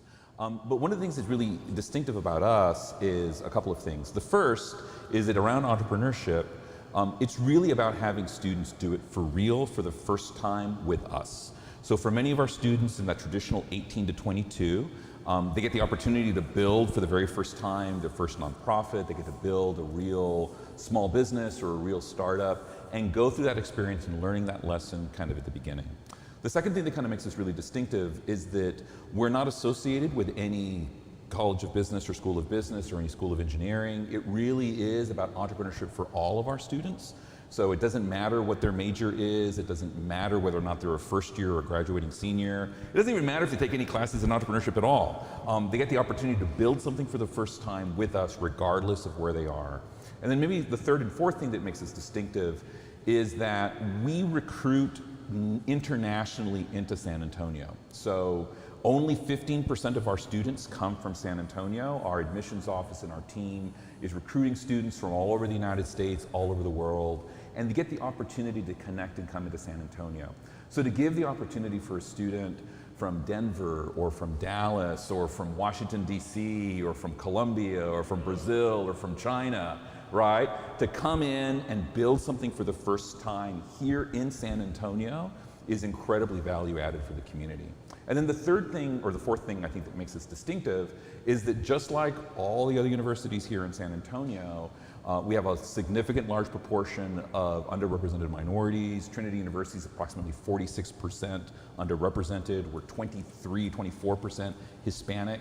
So when we think about sort of the future of who those founders will be, when we think about what that young talent kind of looks like, we're one of the places here in the city, in addition to our great friends and partners at UTSA and Incarnate Word and St. Mary's and UTSA and obviously Texas A&M San Antonio, that are building that talent here in San Antonio that's fueling the startups and starting the startups that are here in the ecosystem. Yeah, and we're gonna touch a little bit about in the next session. That's right, you should tune in. What a wonderful plug right there.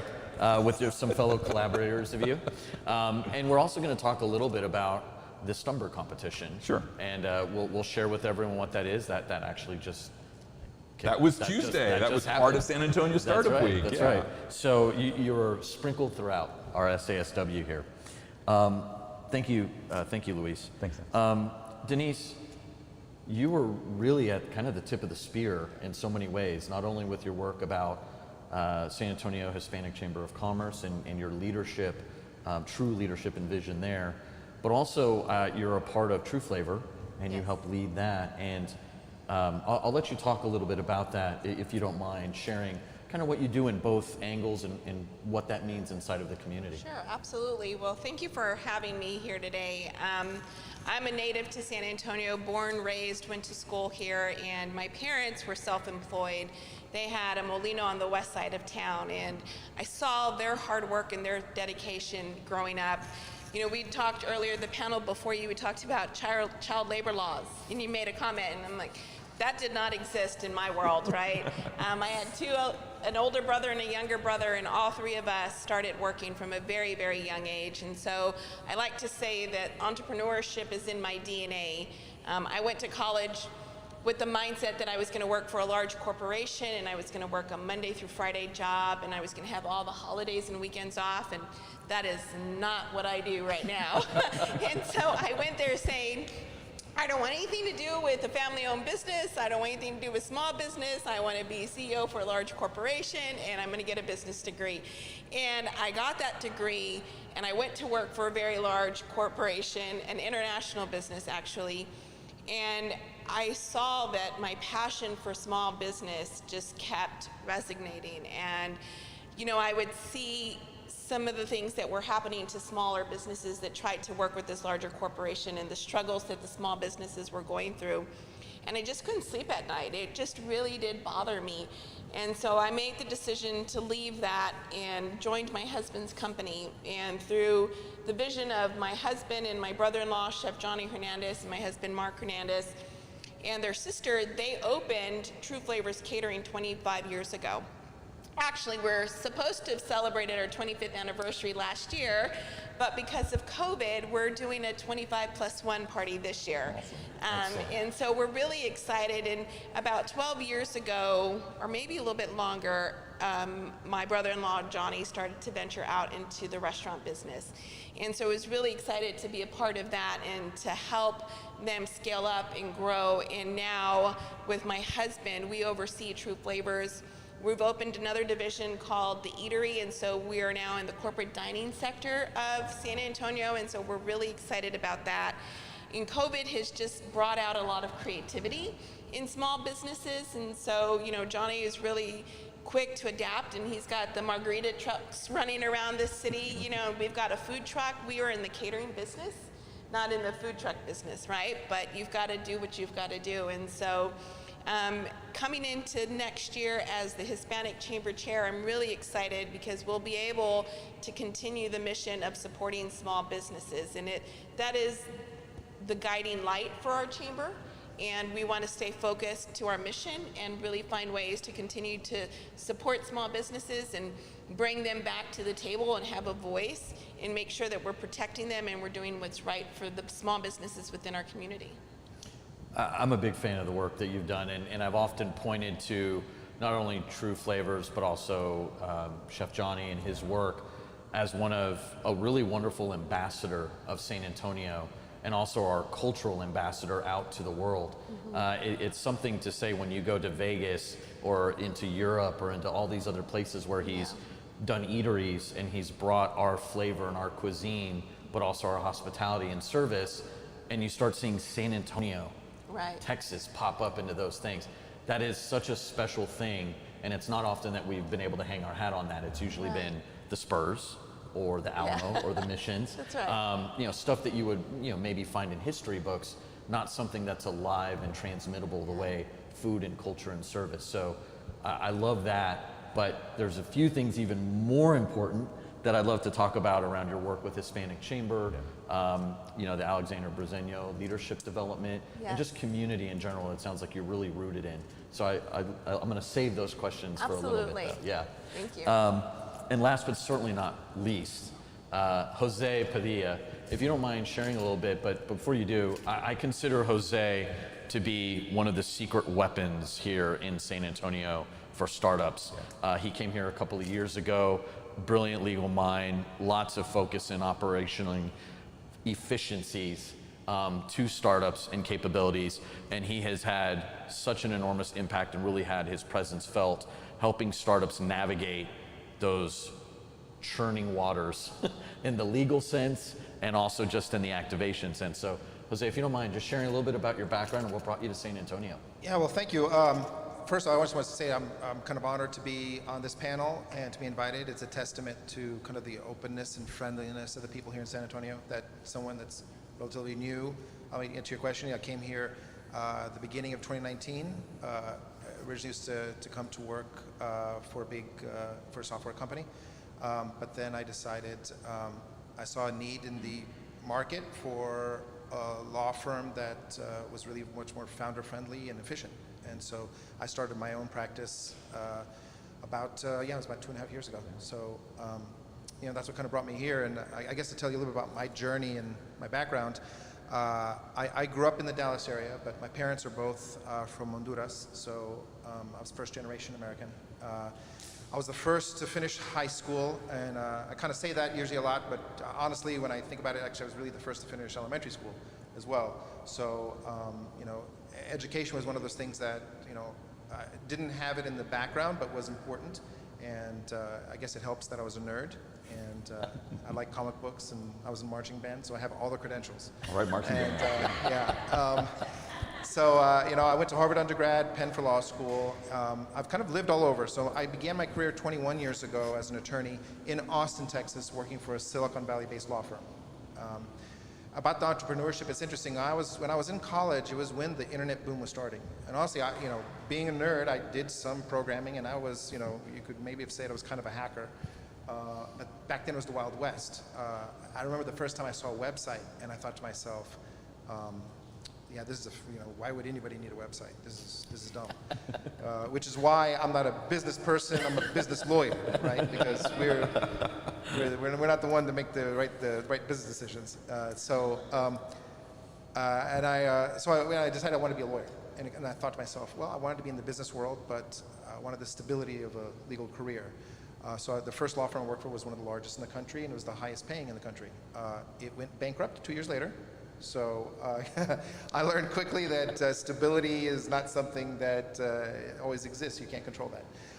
But I worked at another big law firm. I moved to Washington, D.C., and then I left the big law firm world, went in-house working for big companies, and I went to Las Vegas, came back to Dallas, and then my last position was here in San Antonio. And what I've learned from all that, is, what I realized when I started my law firm is, well, I've gotten a lot of experience from all this thing that I can then use for my clients. And so what I try to do is be more than just, okay, here's the legal documentation, but here's advice and here's what I've seen.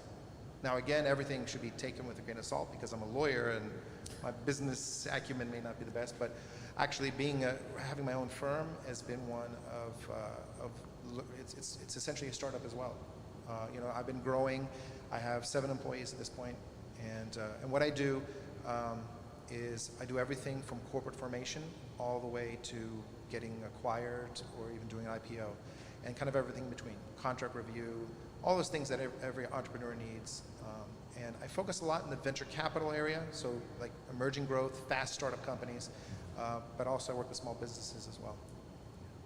That's fantastic. And again, hopefully it's clear when I said the secret weapon, and then all of a sudden he very humbly shared his background and experience and credentials. It's like, that's like weaponized for startups. That's like so fantastic. So I'd like to start off with, I think, a question that has been a topic of conversation for a number of years amongst me and some of my peers.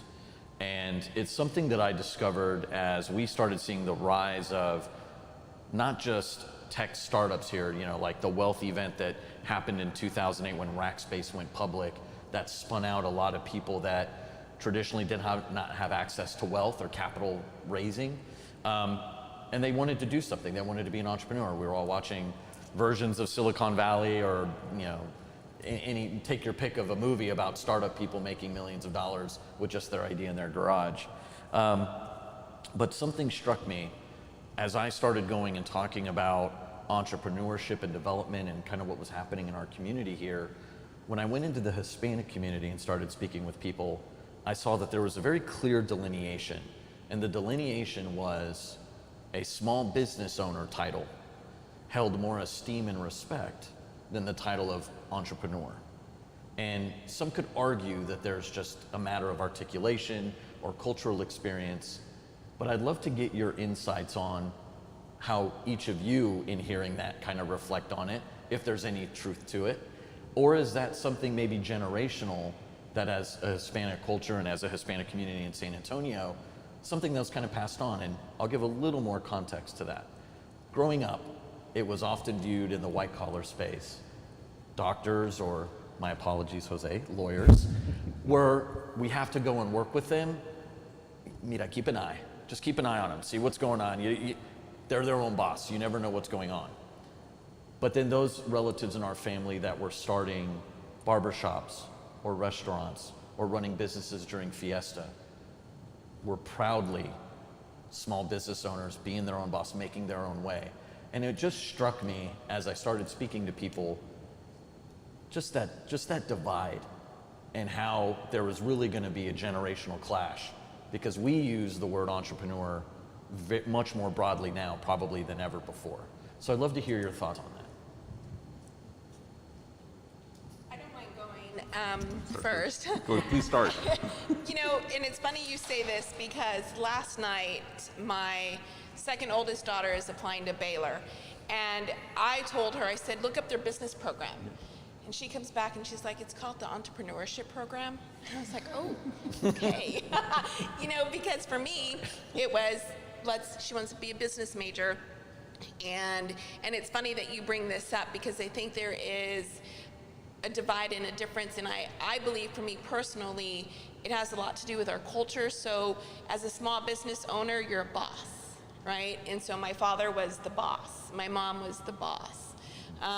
And so they were business owners, and I think it just tied with it. They were the medals. They were the ones in charge. They were the ones taking the risk. And so you see that as small business owners, you see the idea of that's the boss. And so when you say the difference between entrepreneurship and business, I think for us, being a business owner carried a lot more clout, right? Mm-hmm. But now for my daughter, who's going into business school, and I have another daughter who's actually in business school right now, they don't use the word business school. It's entrepreneurship, right? And there's an entrepreneurship degree that they're looking to take or to have. And so it's really different, and I think that we will see the shift in time as these younger generations start coming through college. And I love how you guys were talking about the opportunity, because my older daughter wants to be a doctor, but she wanted to take business classes. Sure. And so she was struggling with the two. And so she ended up going after a business degree because, you know, you guys at Trinity are offering that opportunity because you know that it's so important, it's so needed.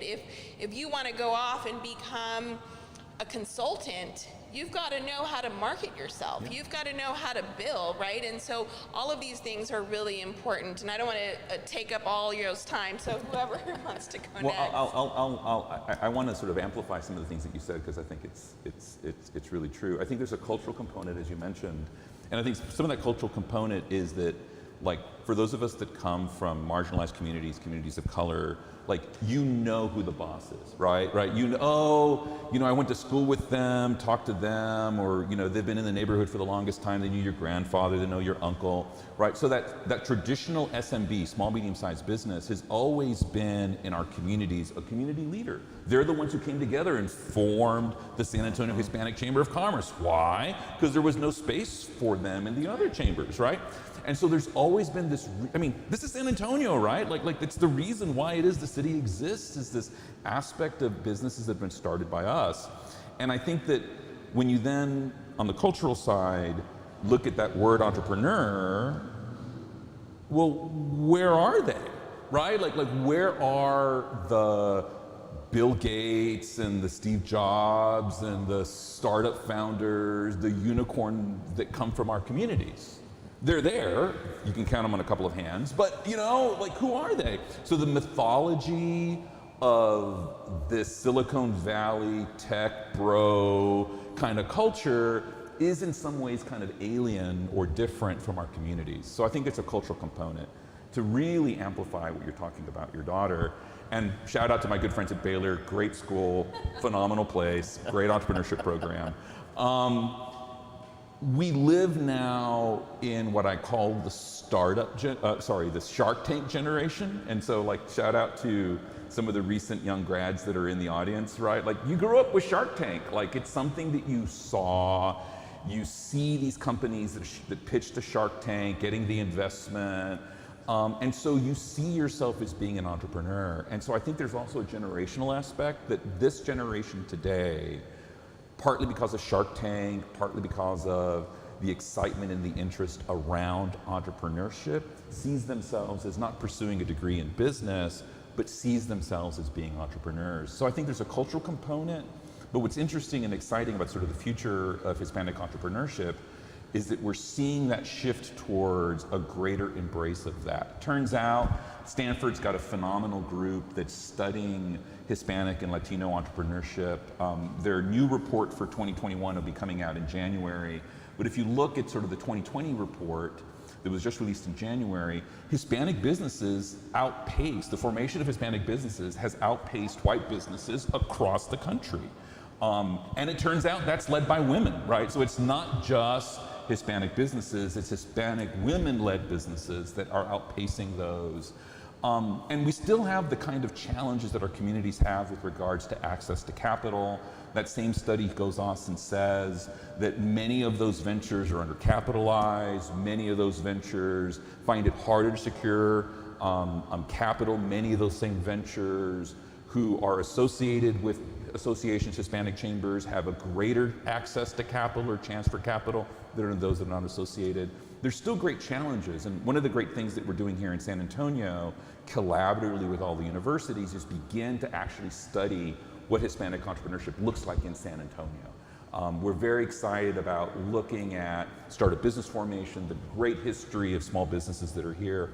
So to answer your question, I think there's a cultural component, I think that there's a generational component, and what's exciting is that the future is women. Isn't that, why isn't that always stolen? Yeah. I'm having to hold her back. I was like, don't take that, that's not yours. Oh, I hope she's not watching. It's going to be on YouTube for a while. Yeah, I hate to bring it to you. right. So I think you'll be fine. We'll go back and we'll do some editing. There's a lot to digest from those answers, and I appreciate it. I appreciate each of you just openly sharing that, because I think what this does is we're entering now, I think, a phase generationally with our entrepreneurs, your daughters, your students, your clients even, where the sands are shifting a little bit, right? And I think what we're seeing and what you've all alluded to is a little bit of a redefinition, but also not so much of the combining, which I think is really interesting. What I mean by that is, when you talked a little bit about small business owner and opening up a restaurant or a business, you think if I'm opening up, we'll use donuts because I love donuts. If I'm opening up a donut shop, I get really excited about selling my first donut, 5 donuts, 10 donuts. I made $50 today. I made $100 today. I'm gaining traction because I know as a business I have to start somewhere. And it seems as entrepreneurship starts encroaching into the small business area or just business in general, and a business owner now identifies as an entrepreneur, $50 isn't good enough. Yeah. That doesn't cut it. We need 5,000 customers. We need $5 million run rate. We need top line revenue growth of 500% year over year, and you could go on and on. But in the reality of it is, you actually have to start somewhere. And that is such a tricky thing. And the reason I bring that up is, as we start divesting ourselves of the labels and they start kind of being defined by the next generation, are we collectively, as the organization of our culture, the Hispanic system, are we doing enough to help them bridge that gap? Are we training them? Are we giving them the right tools? Are there opportunities we're missing? Are there things that you are seeing, man, I wish we had a program that started here, right, or some tools that would help them bridge the divide, or just to understand it's okay to start small and then grow and be big. Not everyone's going to be Facebook. In fact, we probably need a lot less Facebooks, if we're being honest. What does that strike you? I want to jump in on that because I think there's 2 or 3 things that came out of that thread that I want to pull out. So the first is like this mythology of entrepreneur that you sort of were talking about, and Jose can back me up on this or not. Like, that's kind of the Silicon Valley sort of definition of what success looks like, which is basically like 9 out of 10 are going to fail, and you're betting on that 1 out of 10 that's going to be the success, right? So that mythology that you have that 9 out of 10 businesses fail, that's not true, right? That's true if you're a venture capitalist, because that one company is going to be the one that gives you the return for all those investments that you made. But technically, that's not true. Like, technically, 70% of all companies fail. And of the 30% that remain, one is operating at below break even, right? They're operating at a loss, 10%. One is right about break even, another 10%. And then that 1 out of 9 is the one that is actually generating successful profit and potentially could be, right? So there's actually a lot more success around small business as an entrepreneur than that kind of 1 in 10. So this encroachment of what you're talking about, I think is an issue of semantics. I think we have to celebrate the successes of those that are surviving 2 years and 1 year and 3 years. And yeah, you're kind of operating at a loss. Let's move you up from like, you need to be at 50 donuts and you're only sold 10. Like, we got to get you to 50, right? As well as celebrating those that are selling 50 donuts and then those that are celebrating 5,000, because they're all winners. They're all generating jobs, they're all supporting families, they're all contributing to the ecosystem, contributing to the communities. We really need to celebrate all of them. So I think that's the first issue. The second issue with this aspect of like, should we create something? Well, I think part of this generation, but also part of the current moment that we have, is that the barriers for traditionally sort of that were there for starting businesses are like virtually zero now, right? Everyone has access to a global market literally in their pocket, right? So any small business can connect to any customer in the world, any supplier in the world, virtually speaking, for a relatively low cost, because of the mobile devices that we have. So part of that encroachment that we have is that these larger markets are now just accessible in ways in 2021 where they weren't in 1980, right? Where they weren't in 1990. And I think with regards to education, like the kind of elite, forgive me, right, kind of business education and entrepreneurship that was just at Stanford and just at MIT and just at Harvard is everywhere. Because it's on the web, and you can find the YouTube, and you can get the podcast, and it literally has the printout on how to write a business plan. They still need to talk to Jose, because like it's just a template, it's probably not gonna work for you, right? But like, it's virtually free on how the education and how to start something. So I think that we're in this sort of really interesting, unique time that the barriers for starting businesses have become so much smaller now than they have been historically. And that's been part of it. And also that we have access now to global markets, or we've got access to other markets that previously, if you were selling raspas on the west side, like, you know, it's just the people that you have on the west side, right? But now, like, it's just like, look, like, we're selling raspas on the west side. Hey, everyone, north side, south side, east side, downtown. Like, if you want the best of raspas, like, come over to the west side, right? And so that ability to market and to get people to buy your donuts or to sign up on your website or whatever, like, I think that those barriers are part of the reason why we're seeing this kind of change. So for our communities, right, and this is where I think the opportunity lies, we just need more shots at goal, right? Like, we need to have a greater emphasis in education, K through 12. We need to go ahead and work on college attainment. We need to go ahead and work on providing those educational opportunities for folks and connecting them with those resources to be able to go off and be entrepreneurs. It's about finding where those barriers lie and working on systematically as a community, working to solve it. Well, to your question about like what are we providing now, I would say as someone that's newer to San Antonio, I think there are actually a lot of programs out there. If I'm someone that wants to start a business, if I want to do something, there's actually quite a bit here in San Antonio. I mean, I personally try to do my part. I do mentoring for Trinity Yes. you know, with that program. There's also another program with UTSA that I do with. I also, with the SBA, has a small business center. They do a lot of things as well. This Startup San Antonio Week, I mean, this is just kind of chock full here of people that you can reach out to and different programs that are focused on here. And let's give a shout out for the legal clinic too. Oh, that's right, that's right. I mean, come on. You know, and then there's Can you go into, I think you should hype that. Man. Well, through Geekdom, they help sponsor a legal clinic. So for those of you that want to form an LLC, I think every quarter they have a program where people, you get to talk to an attorney. There's those of us that volunteer, see what your needs are, and if it's appropriate to form an LLC, then they help you with that. But one thing I think that's important about the donut issue is I think people get caught up. I mean, people talk about the rat race when you're in a big business. Well, there's kind of this rat race when it comes to entrepreneurship, which is like, I need to be the next Zuckerberg. Well, I think first off, and maybe at the risk of sounding kind of too zen, it's you kind of have to think about what your life goals are. Because in the legal field, we call it like there's the venture capital companies, and there's a lifestyle business. And a lifestyle business, sometimes some people say it as if it's a derogatory term. But really, a lifestyle business is something that it's not going to scale. Because that talk about like, I need 5,000 donuts, that's scale. But scaling requires a lot of work, and there's a higher risk of failure. If you just want to make enough money to provide for your family, well, why do you need more? And it really depends on what your goals are. I mean, personally, I'm faced with this all the time because I purposely charge less than what my competitors do because I want to grow. I want my law firm.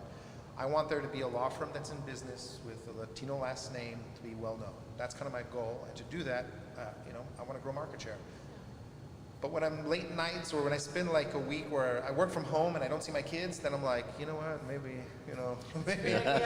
I just charge more, have less clients, and just have more time with the kids. So it's always an existential question I think that people need to have before you just, join what's expected. Because really, I mean, there's different ways to handle it. But there's a lot of resources here in San Antonio. Was very surprised and heartened by that. This is a city that has a lot more resources, especially one that, I mean, there's Austin down the street, and I would say there's just as many resources here as there is in Austin. And it's maybe a little more well balanced here because it's not just about the rat race of the entrepreneur, of scaling. It's, there's plenty of resources here for someone who just wants to open up a business for the family. Yeah.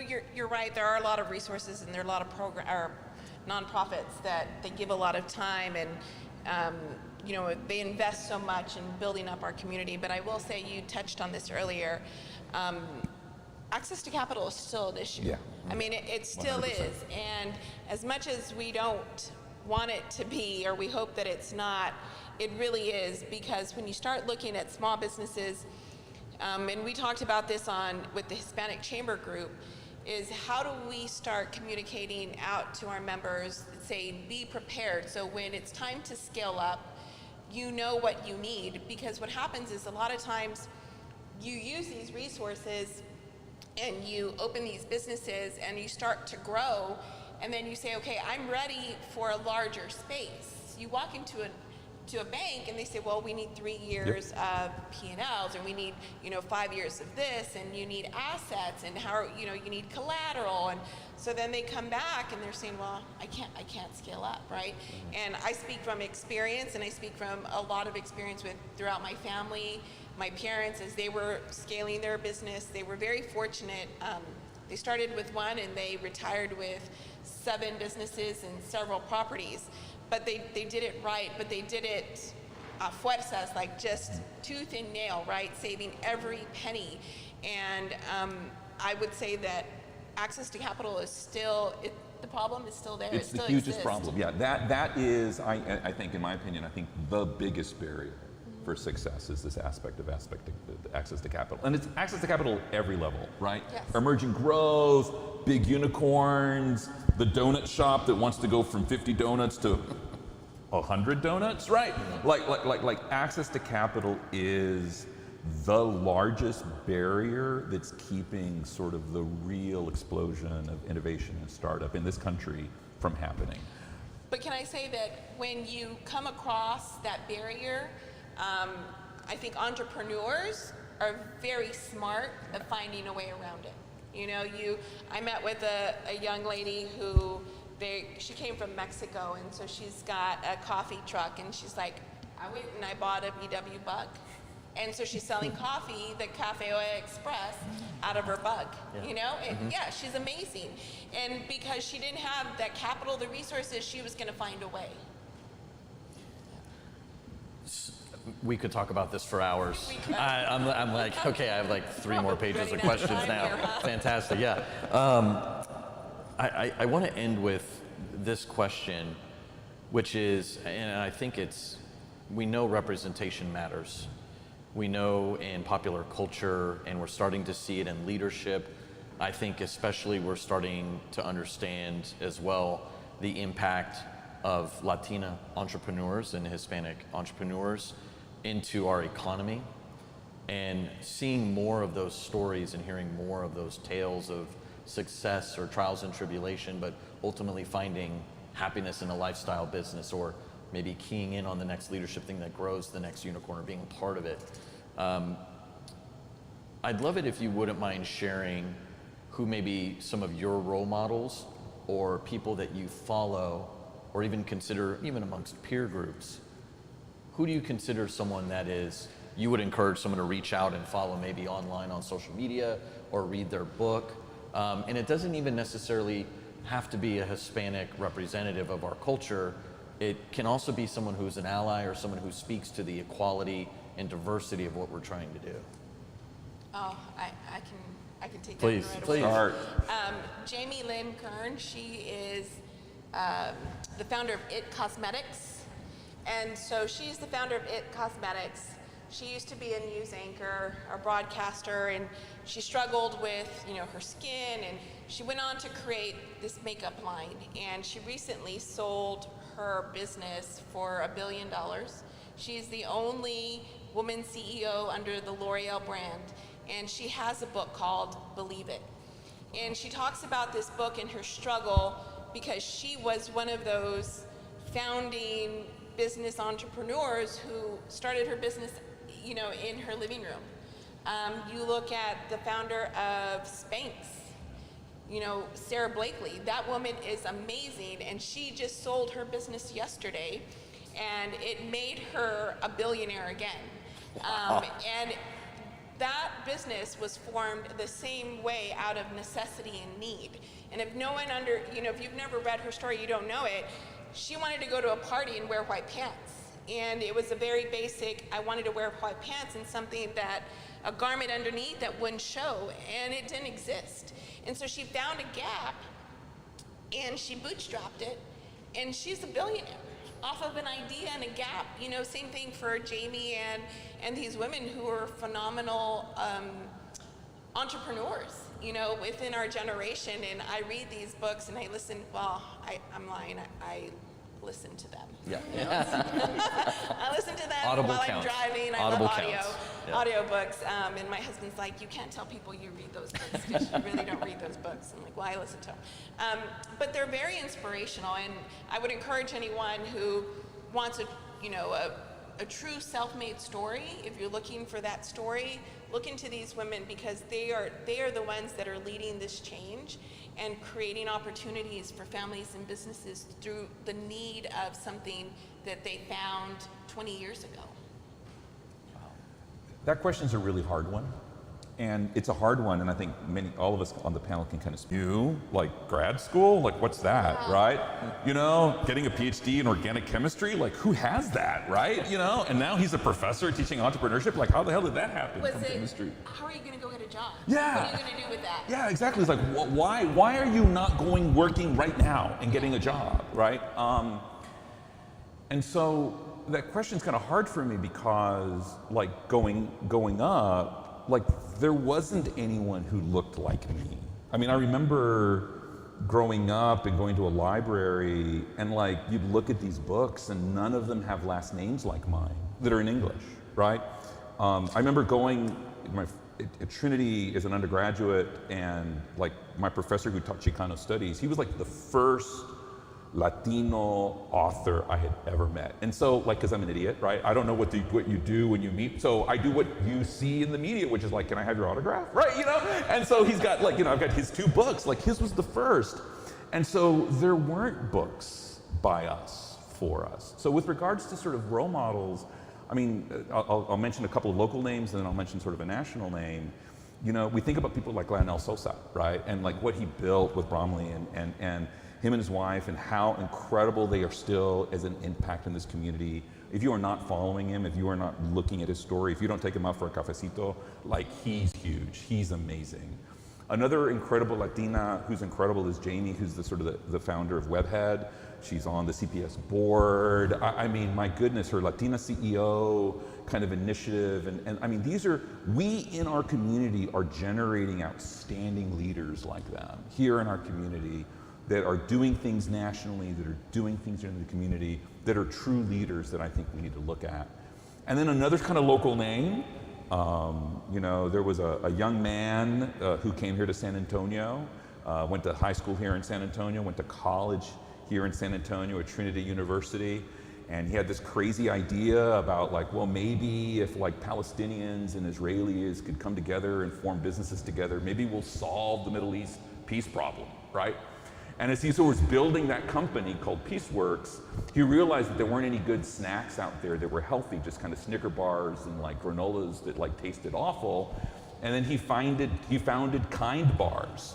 And it was that thing that made him a huge success. So a shout out to my good friend Daniel Lebetsky, founder of, you know, Kind, and his book, Do the Kind Thing, sort of really highlights not only the journey that he took as a founder, but also the entire philosophy around Kind and Kind Farm.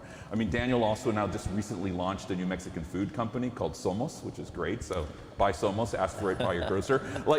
So I think like these great 3 San Antonio examples, 2 that are still here in the community, and someone like Daniel, who's in New York City, he's on Shark Tank, right? Like are incredible examples that I think all of us kind of can look to and say, mira, if you can do it, pues sí se puede. Actually, that's an important point. That's what I was going to say is what I grew up, my father instilled in me this idea that if someone else can do it, you can as well.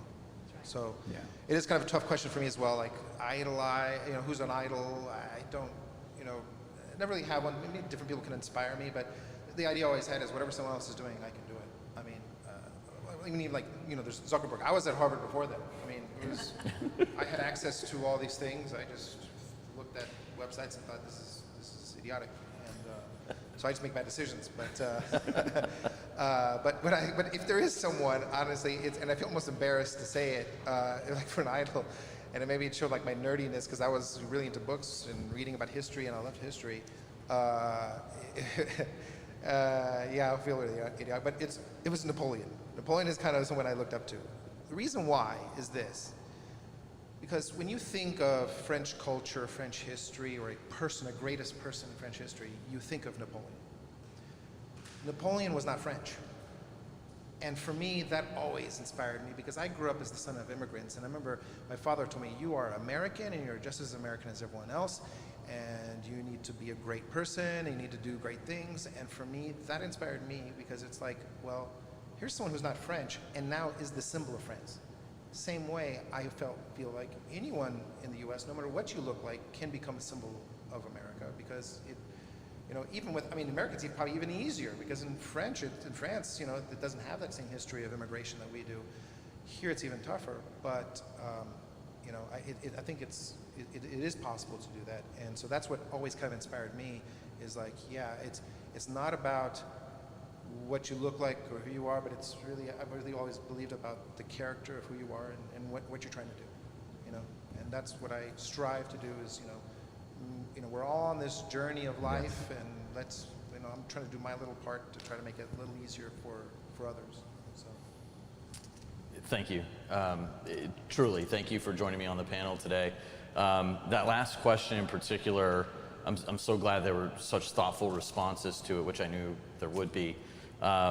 Because I, you know, just in a closing thought, I had that same search, you know, trying to find who is doing the things that I would like to do that has a last name like me, or maybe that looks a little like me. It's got the big earlobes, or, you know, whatever it is, like something a little different that just denotes culturally that I can respond to and see and follow.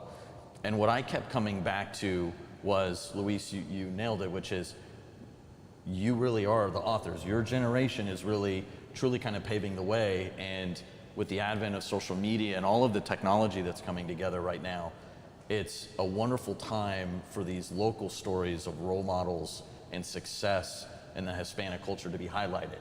And I think all three of you represent that. So thank you so much. And ladies and gentlemen, what a wonderful panel. Thank you very much. Thank you. Thanks for joining.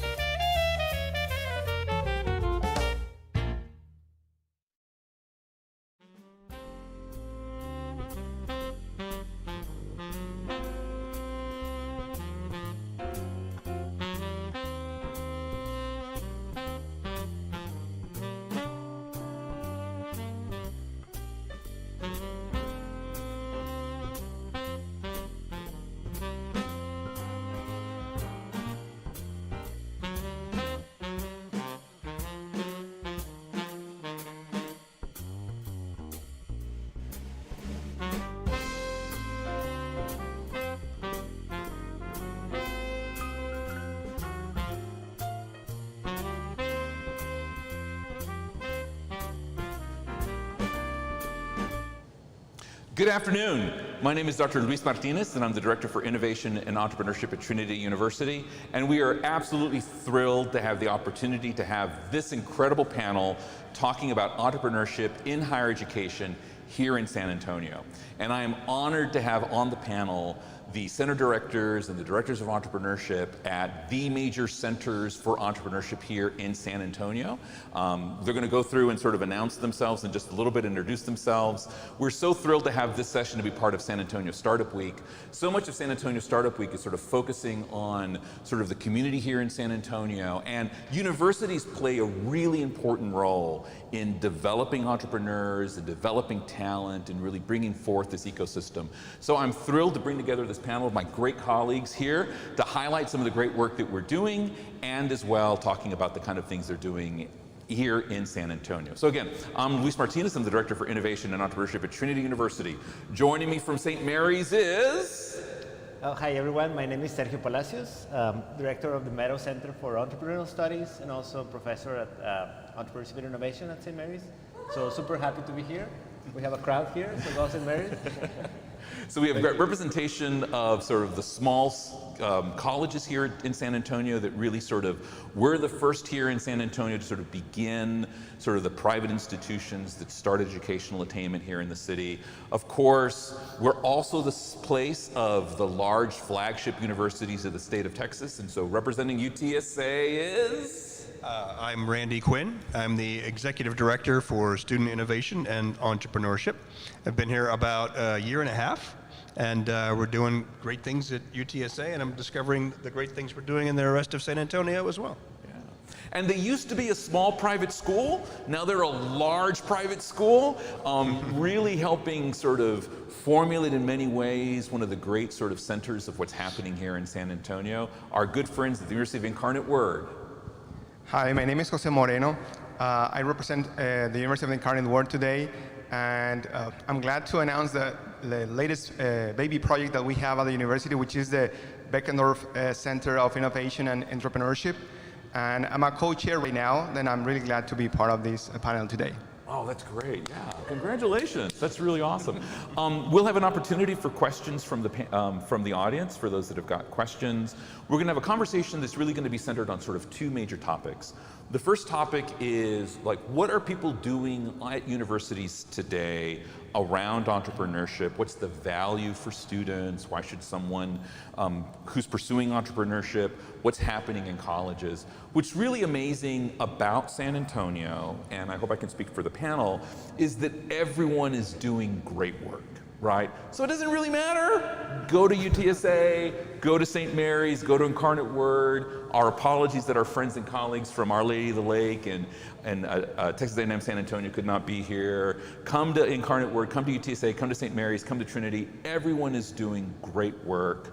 You start at the Alamo colleges, they're also doing great work, and you can go ahead and go into other 4 programs. So there really is a great critical mass of outstanding work happening in entrepreneurship across all the universities in San Antonio. So we're going to spend some time highlighting some of the things that our campuses are doing and what our students are doing.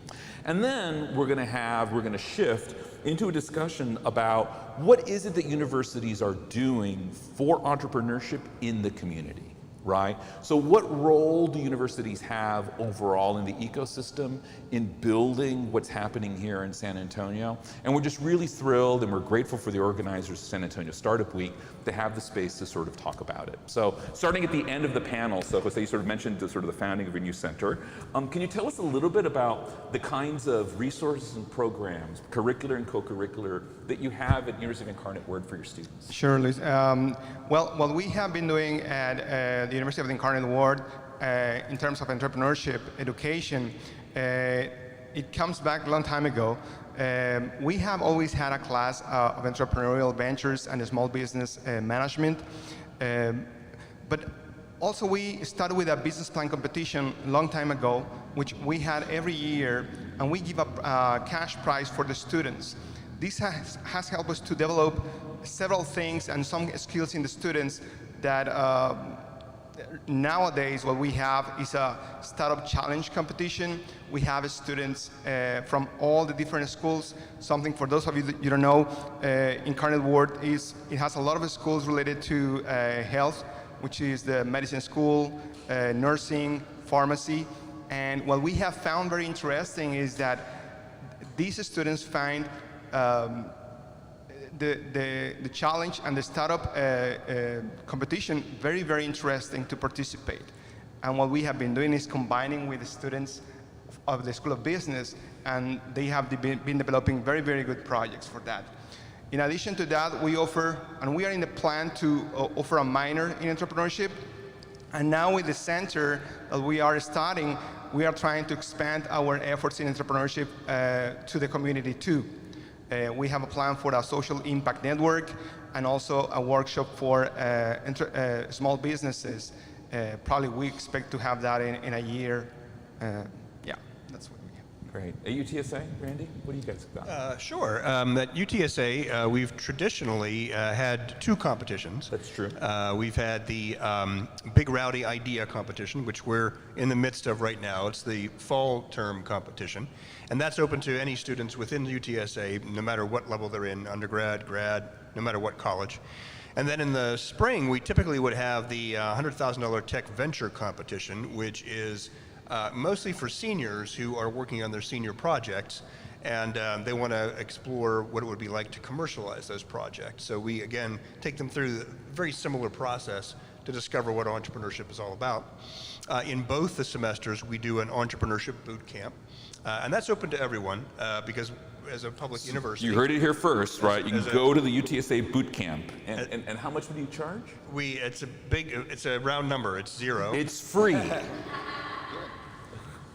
And by the way, it's this Saturday now. Oh, it's this part of San Antonio Startup Week. So hopefully, it'll be interesting. This will be very interesting. We do have I will put this out there. We do have a Zoom link for those of you who are interested in coming remotely, right, to it as well. But it's going to be an action-packed day. We've got speakers. We've got a panel with investors and entrepreneurs. And again, we do that each semester. Yeah, wow. Once in the fall and once in the spring.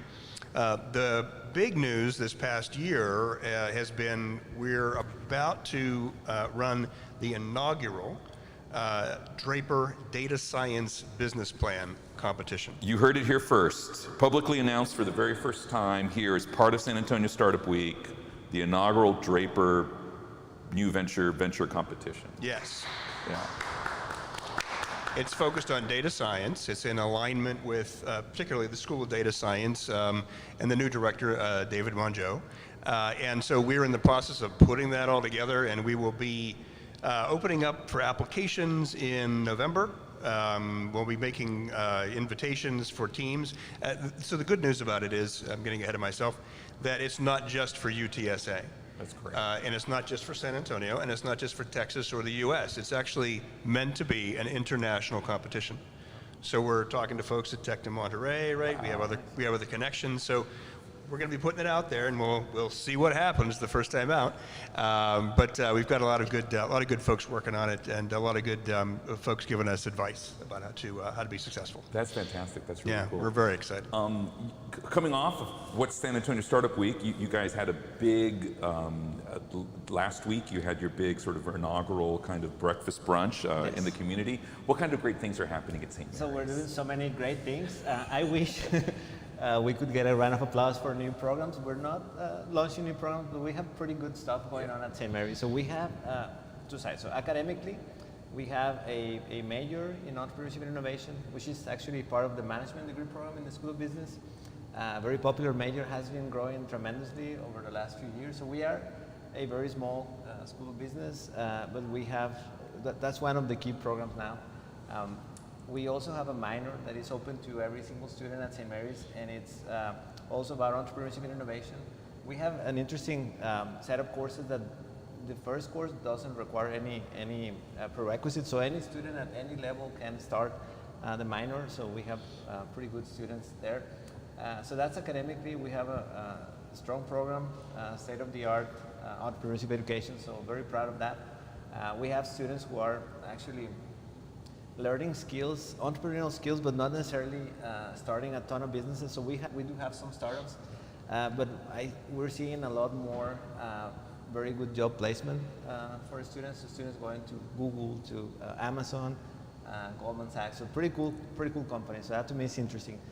In the other hand, I'm director also for the Meadow Center for Entrepreneurial Studies, and we have a few programs there.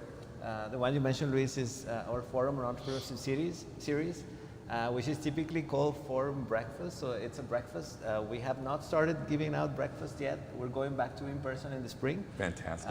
So I'm looking forward to that. So that's a great opportunity for the community. We sell tables and we bring awesome entrepreneurs. Actually, most people probably don't know this, but Ronald Reagan was a speaker at one time there. So we have the founder of Costco was with us. So a lot of the CEOs from San Antonio, so from the community, founder of Fossil, one of the sharks from Shark Tank. So we bring a ton of great speakers, and that program is special because we raise funds for the entrepreneurship program through that endeavor. So it's highly entrepreneurial. We do about 4 to 6 different events per year. It's stressful, but it's great. So to bring some revenue to the university, and with that we fund different programs. So one of those is actually scholarship for entrepreneurship students. Also through the Meadow Center and our endowment, we have different programs. For instance, we have a free boot camp, 3-day workshop for veterans. That's who want to transition into entrepreneurship once they're back. We have a free also kind of summer camp for high school students. Oh, that's so cool. We do a lot of different things. We have a series that is called Startup Series. It's similar to Startup Week, but we bring entrepreneurs to the classroom. So really cool opportunities for our students. We don't have a competition, but we do send students to the CEO global competition most years. And we have placed pretty highly there, so very excited. We have a lot of things coming up for community, so I can speak about that in a few minutes, but yeah, happy to keep That's sharing. really cool. So I think you've got a sense of sort of the great diversity of what's happening at all the universities. We're really thrilled at Trinity to be sort of basing a lot of the success that we have on many of the models that were talked about previously. So many of the schools have got competitions. Our good colleague Jose Incarnate Word, as well as Randy at UTSA, spoke about their venture competitions. We've got a venture competition as well, known as the Stumberg Prize. We're thrilled that it was part of San Antonio Startup Week, and so on Tuesday we awarded our big check, our $25,000 grand prize to our winning team. We award $50,000 every year of new venture funding for actual real startup companies.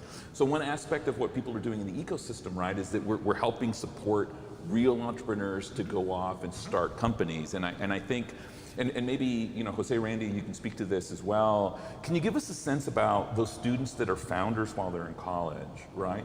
What is their journey like? What kind of impact are they having starting as entrepreneurs while they're still college students? After you. Well, in my experience, what we have seen with students that participate in this competition, what is interesting about the experience is that they learn about what a startup or starting a business means. Yeah. Because sometimes they don't understand what has to be done. All the things that you can read in a book or a textbook is not the same. And in the competitions, it is, I would say, half real, right? Then they will be learning and developing skills, specifically resilience skills. I found that the most successful students in entrepreneurship or alumni are those that participate more than once in the competition. Wow. Okay. Because what you can see is if they don't come back, it's because they really are not interested to do it. But even though I have students that they come 2 or 3 times back with different ideas, and they are really excited about it, then I think that that's part of the journey for our students. And the other thing that I think that is part of the journey, which is very interesting, is the networking part, which is creating this connection with the students from other schools, and also with mentors. What we do in our competition, we assign mentors for every one of the teams, and they start to see what happened outside from the eyes from another person, which is something that adds so much value to their experience. Randy? Yeah, very similar.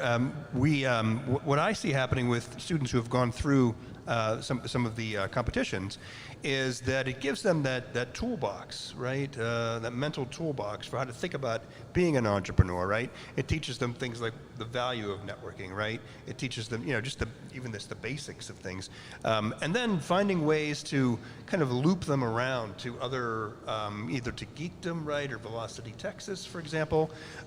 Give them opportunities to meet folks with Alamo Angels, right? Just to give a sense of what else they can, kind of strive for and who else they can get to know. And then also, opening up opportunities for them to turn around and have current students help them, right? Yeah. Right, with their startups. There's lots of things that have to be done in a startup, and to give undergrads, right, who are don't really know exactly what they want to do, but to give them the opportunity to have an effect on a startup, right, and to see that effect. That I think is just, boosh. If I'd had that opportunity when I was then, yeah. It's amazing. And I think one really great success story that's come out of UTSA was as part of Tech Fuel competition as part of San Antonio Startup Week last week. Bionics actually came out, runner-up, second place of sort of the big check for the city. I mean, that wouldn't have never happened if it hadn't been for the site competition and what you guys do. Right. I think Ryan, it kind of opened his eyes for things. And by the way, he'll be speaking. He'll be one of the panelists at the Entrepreneurship Boot Camp on Saturday. But very, very proud of what he's doing. He's doing some, and he's he's gone on to Velocity Texas and doing some great things there. So yeah, I think could we make it smoother? Can we make it better? We can always do that, right? Sure. But I think what we are doing already is helping to build the entrepreneurial ecosystem for San Antonio. Yeah, it's been really interesting in our experience at Trinity because we work with about 40 startup concepts every year, and we actually launch 6 to 7 every year. So that aspect of having those students do it for the first time, and I think also you can sort of relate to this as well, right? Those students that kind of build it for the first time and then literally graduate into the company that we're working for. I mean, what a tremendous sort of amount of value, right? Like you don't have to go and interview with people. You don't have to worry about your resume. Like literally, like Ryan, or like you're the boss. It's your company. You just doesn't matter. So that's one way in which I think universities are really contributing to the ecosystem. We're producing founders. We're producing companies that are having a role and a place in San Antonio. But I think so you sort of said this beautifully, right? Like the talent of sort of the companies that are coming out, that they're hiring. I mean, I actually think that's probably the greatest impact that we have in the ecosystem. I mean, we launch 6 to 7 companies every year, but like of those 40, they all get hired somewhere else, right? And we're really thrilled to have here in San Antonio an incredible internship program called Students Plus Startups. So it's a paid internship for students to be working for startups here in San Antonio during the summer. You get a stipend, you get housing downtown, you get to work with startups here in San Antonio as a critical early hire. Like it really is about the talent that our programs are generating into the ecosystem that's a really true value. Sergio, you've had some great students who've come out who've been like really impact players here in San Antonio. Ryan Saltz is a great St. Mary's grad, the director of Launch SA. Can you tell us a little bit about sort of the success and the value of studying entrepreneurship, even if you don't want to become a founder? Yeah, absolutely. So it's actually pretty interesting. So we have entrepreneurship is housed in the School of Business for us, and there is an interesting metric that about 60% of the students in the U.S. who graduate with a business degree, in the first 5 years after graduation will be involved in a startup. Really? 60%. 60%? So meaning not necessarily founding a startup, but maybe being a part of, maybe working in a small business. So that's interesting. And one thing that I have really identified over the last years is that students know that they have amazing opportunities with the skills they actually accumulate during their studies. They are highly marketable. So I was reading, and I talk about this in a different presentation. So the top skill, according to LinkedIn, the soft skill right now is creativity. So we practice creativity all the time. And so students get awesome internships. They get awesome job offers, job opportunities. But they are keeping their entrepreneurial, fire. They are working on their startups on their side. So for instance, one of our success stories is Daniela Duran. Oh, yeah. So Daniela, amazing student. She's going to work in international operations at Goldman Sachs. She has her company also. She is a recipient this year, actually next week, of the Texas Business Hall of Fame. For an undergrad student, that's something really difficult to achieve, along with Mark Cuban and other cool people. So, so this is what we see now. So it's like, okay, we have these awesome skills. We can get a pretty hefty check and stability, but at the same time, we can actually keep working on our idea and solving a big problem or something that is important for us. So that's happening a lot. So I see our students in our program, at least, they graduate and sometimes they're like, oh, I have this, I want to keep working on my idea, but I have this offer from this tech company, and that's really interesting. So we have, again, it for me makes me really proud to say we have very high success for a program that has also in management. Yeah. So we always have pretty good opportunities in finance, risk management, accounting, but now in a management degree, we are getting awesome job opportunities for our students. And it's not only that, so that it's about skilling them, and we have a pretty good, again, success rate with them. I can talk about students forever, so we have so many success stories. So it's funny because we parallel a very similar kind of metric. So we see what our outcomes are for our graduating students. And if you're studying entrepreneurship, certainly at Trinity and probably at your campuses as well, like our employment rate is 100%. Right? So either in graduate school or you're working for yourself or you're working for somebody else, it's 100%. So go study entrepreneurship, you'll get a job. You guys are seeing the same things as well on your campuses? Yeah, I'm seeing a lot of head nods. Very much so. Very much so. Well, if you consider that one of the things that learning an entrepreneurial skill set does for you, right, is you're thinking about the value that you're potentially generating with your startup, right, and with your idea. But you start to realize there's a value even as an employee of another company. So what's the value that you bring to the company that you're trying to work for, right? And just having that thought in your head puts you way beyond the standard, I think, college grad, right? Because they're not thinking necessarily of value, right? They're thinking about their career going forward, but they're not thinking about what am I bringing to the table, right? So and how it all kind of fits together, right? How it fits together. It isn't like marketing over here and accounting over there and human resources, like what's that, right? Like it really kind of brings it all together in a really important way. What I love about what everyone is doing on the stage is also sort of, it's not just on campus, it's not just on San Antonio, but it's also international. And the kind of work that's been happening internationally. Jose, you guys have been doing international work and projects internationally. Could you speak a little bit about sort of the great international work that your students in entrepreneurship are doing? Yeah, let me tell you about the, one thing about the Startup Challenge competition we have is that we have a campus one campus in Irapuato, Mexico, and another in Mexico City. Students from that campuses, they participate in the same Startup Challenge with our students here in San Antonio. And what we have found is that it's very interesting, very exciting for them when they are selected to be a finalist. They come to San Antonio to present. It's a new experience for them. The ideas are so different because the environment is so different, but still, you can see how engaged they are. Other thing that we have been doing, my colleague, Dr. Oyedele, he has been working with students in Irapuato and here in San Antonio in a class that they call it Startup Beyond Borders. Oh, yeah.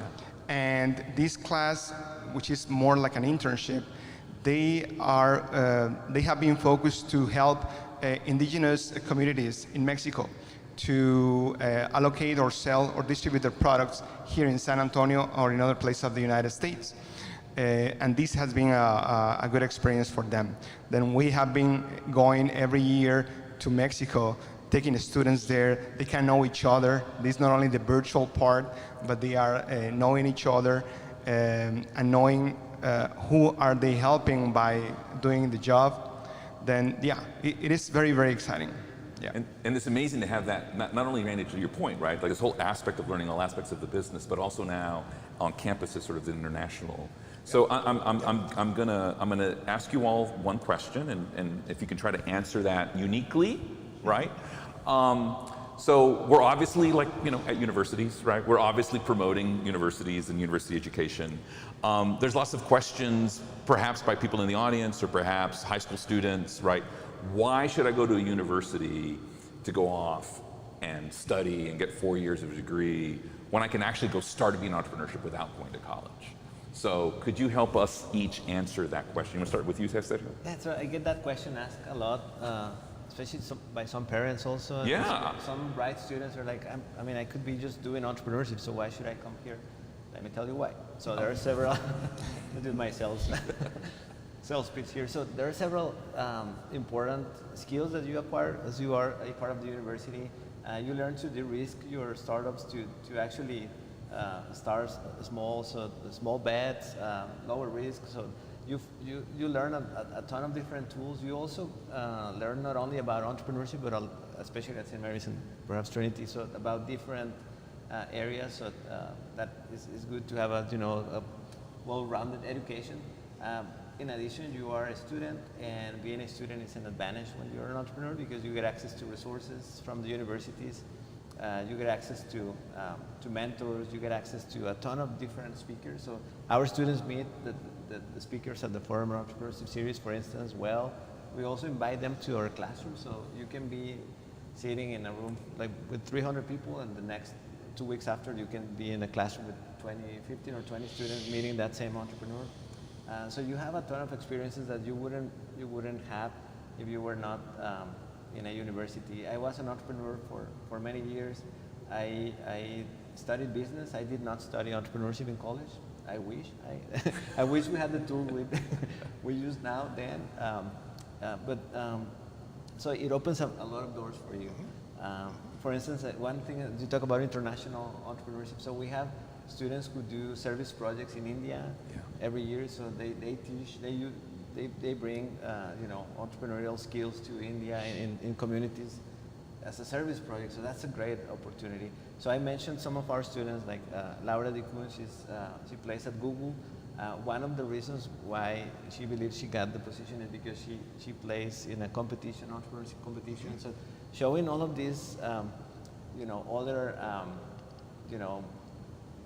success metrics for students in their CVs and their resumes, that's important. So, and at the end of the day, as you mentioned, so there's an opportunity cost. So are you going to become an entrepreneur only, or are you going to accept a nice job, a nice, position and also be an entrepreneur? So I think that's important. So I can talk about this forever, but that's my 2 cents. Right? Randy, from your perspective? Yeah, I agree with a lot of that.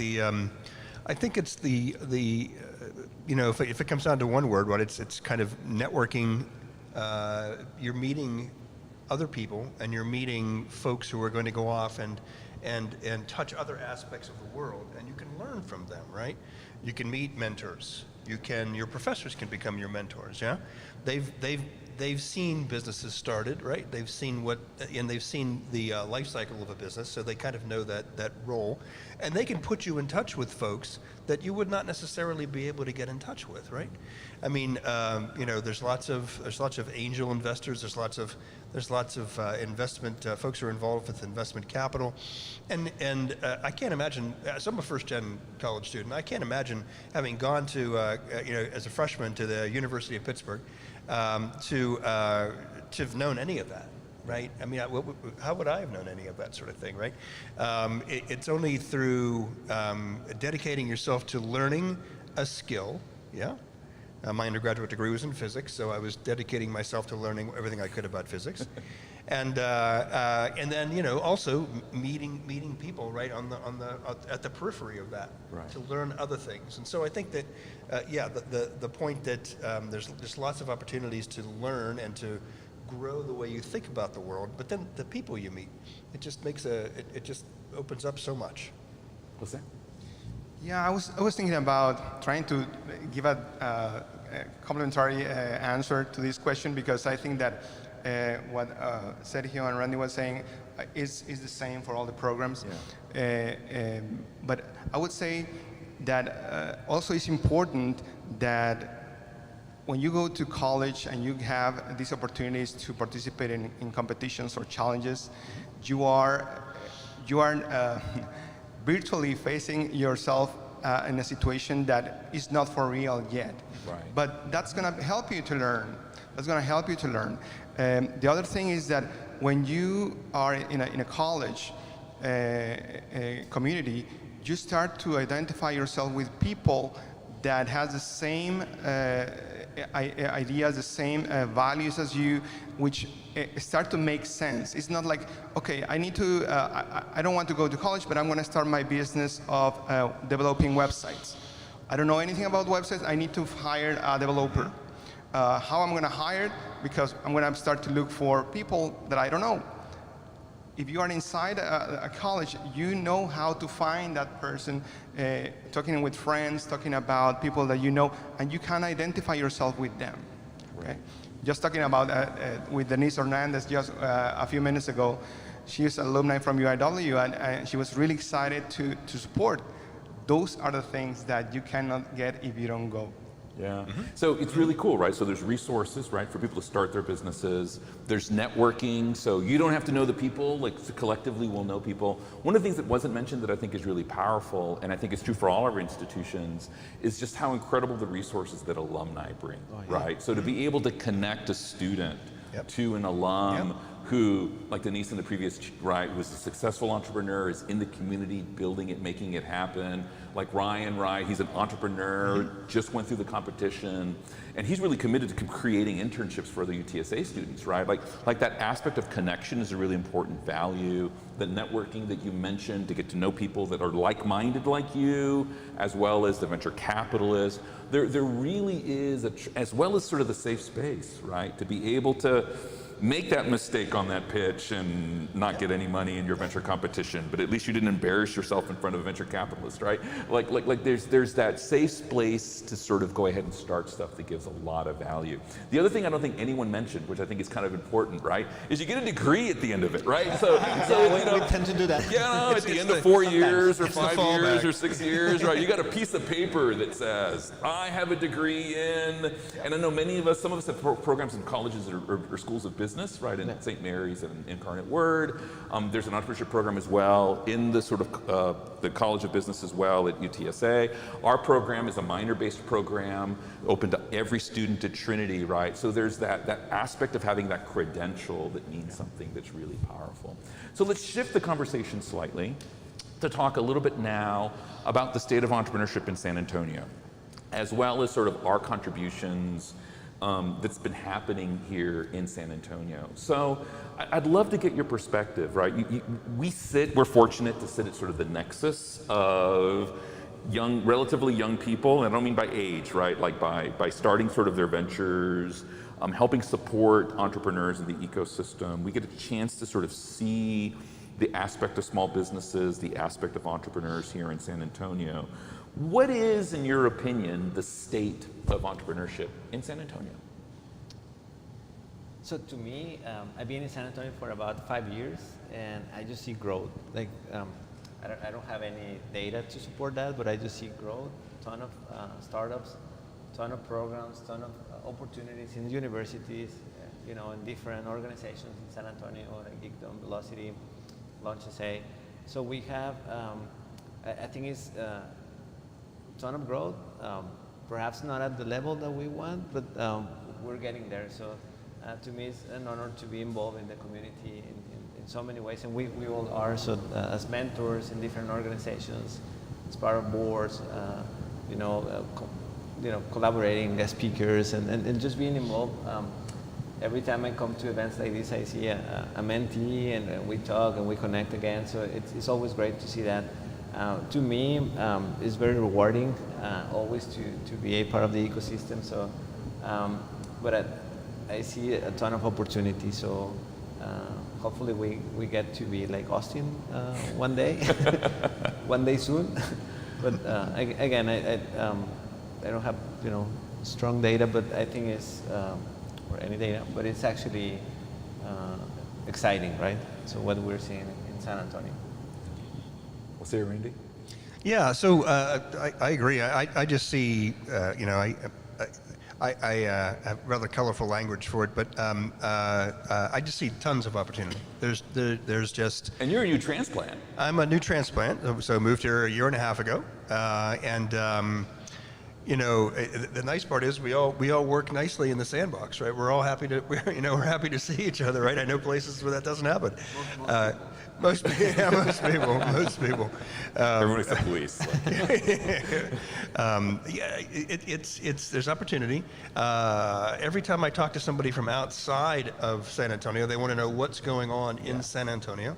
I see what's happening in Austin, right? And I see the cost of living there is going through the roof. I see San Antonio as being the lower cost option for the moment, right? That's a nice value to have. I see the rest of the country is pouring into Texas and becoming Texans, which is awesome, fantastic. It's always great to be part of an organization that is growing. I'll just say that. And I mentioned earlier, I grew up in Pittsburgh, Pennsylvania, and so I'm old enough to remember when Pittsburgh was the steel capital of the world, and the steel industry collapsed in the 70s and 80s. Pittsburgh was not a fun place to be at that time. We had a great diaspora, lots of people left. I had to leave after college and came back later, but they've turned it around. And there's an interesting book, just came out in March. It's called The Next Shift. And it's about Pittsburgh, and it's about how Pittsburgh shifted from being a steel industry town to being a med town. So Pittsburgh has adopted an EDS and MEDS strategy. So there's your importance of universities, colleges and universities, and the importance of medical systems within the city itself. And those two things have combined so that now Google has a headquarters there, Uber has a headquarters there, Facebook has a headquarters. In fact, Uber, that's their besides San Francisco, that's the other place where they do autonomous driving. So you'll see the autonomous Volvos driving around. So it's, they've decided that what's graduating out of Carnegie Mellon, University of Pittsburgh, Duquesne, and I'm sorry, I'm not going to go through all of them, is they want to hoover all that talent up, but that talent doesn't want to leave. That talent wants to stay because they love the city so much. And I think that can happen here for San Antonio as well. Yeah, and Jose's got a really interesting perspective because you're the dean sort of entrepreneurship center directors here in San Antonio. I mean, you're distinguished professor at Incarnate Word. You've got the experience to see sort of how we've gotten to this moment here in 2021. What's your perspective of the state of entrepreneurship in San Antonio? I was thinking about, I came here to San Antonio in 2008. Just after the Great Recession. Everyone in the U.S. was concerned about businesses closing and all the problems that we had economically at that time. And San Antonio, nothing happened. And businesses were full, they were resilient. Now we had COVID, and still businesses continues. Then what makes me think about that entrepreneurs here are eager to be resilient, are prepared to do that. Small business owners, when they have trouble, they have a community to go back and be helped, which is something that cannot be said in all the cities. Then I would say that just this event, having this event for 2 weeks, having people interested to learn about entrepreneurship, I think that is a great perspective about what is happening in San Antonio. That's cool. If there's questions from the audience, feel free to go ahead and step up to the microphone. We're happy to take questions. While you're sort of preparing yourselves, we'll vamp a little bit here back and forth. Do we have a question? Awesome. We have a question online from Robert Garcia.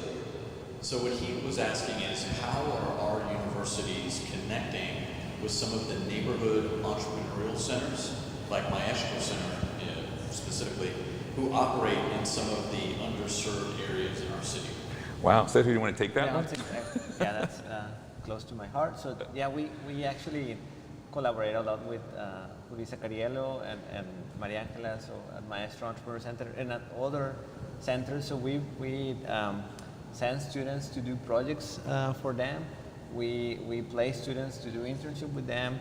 We do site visits to the centers. We bring the centers to the university, directors as guest speakers. You mentioned Ryan Sol from Launch SA, so Maria Angela.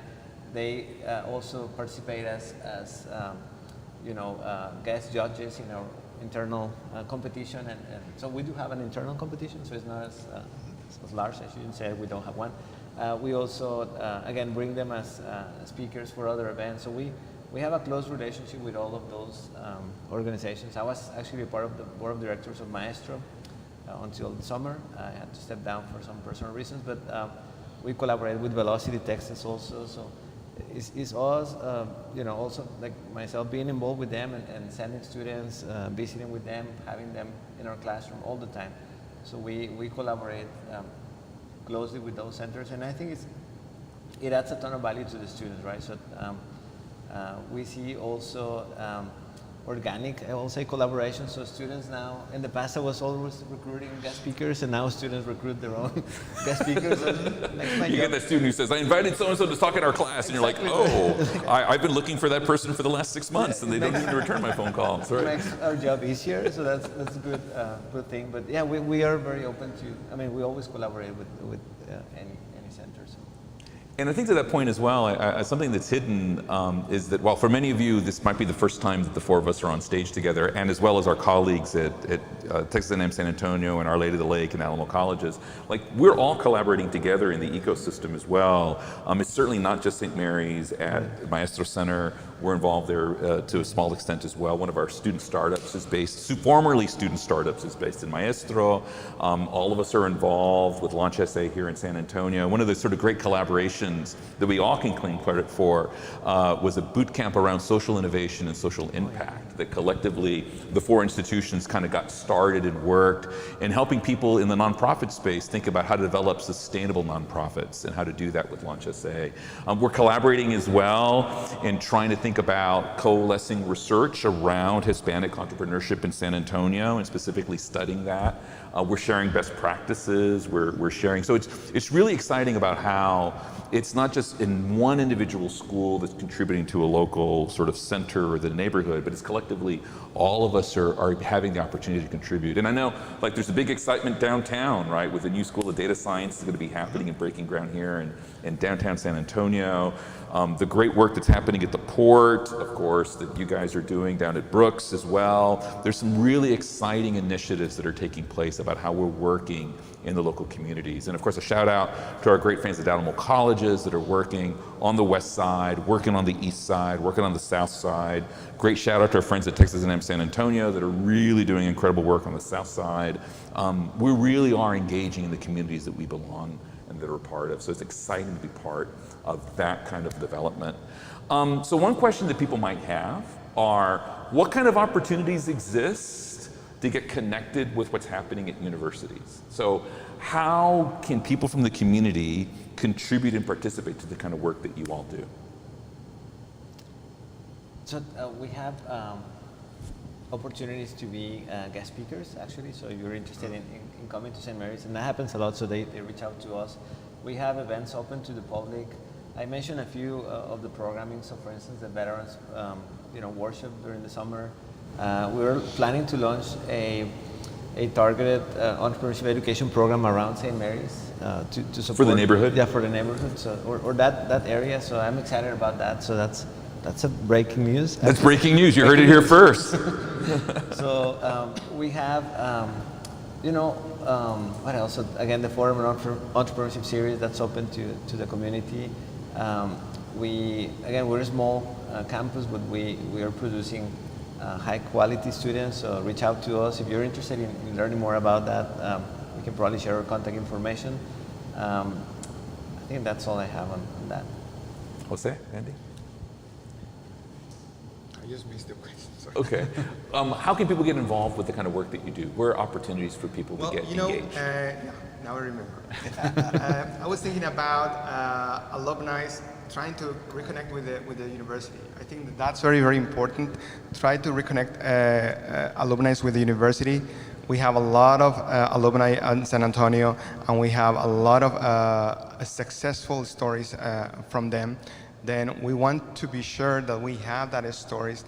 We are always looking for mentors for our competition. Yes. We are always looking for judges to participate in them, sponsors. Then there are different ways. As long as you can contact us, we will find a way to get you involved. And Randy? Yeah, exactly right. We're always looking for mentors. We're always looking for judges.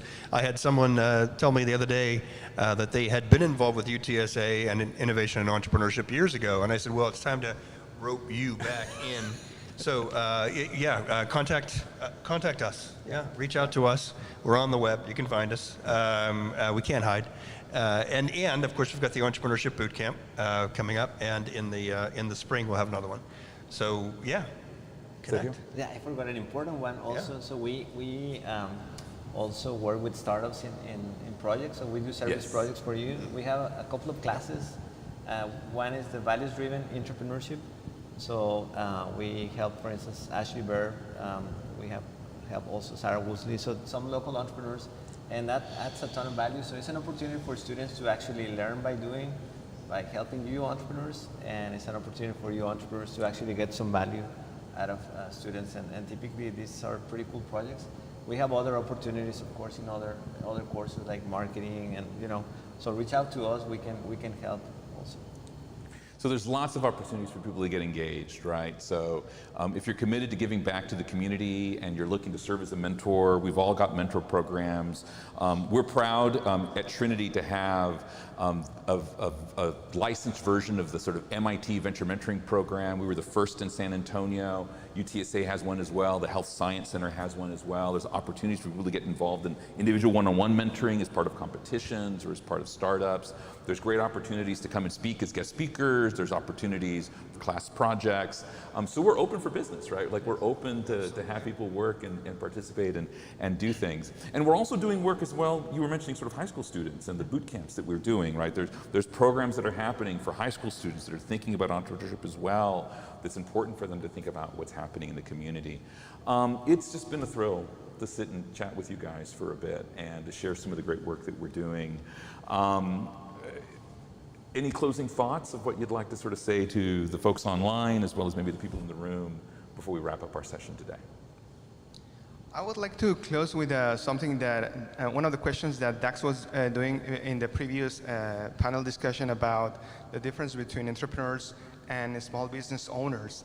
And for me, as an entrepreneur is somebody that solve problems and innovate to solve that problems. Then small business owners, they have their businesses, they work, they manage, but entrepreneurs is that person that is really not afraid to fail, is trying different things, even though can be silly things sometimes. It doesn't matter. Is that entrepreneurship spirit what we have to develop in our programs? So I would say keep learning. Entrepreneurship is really valuable.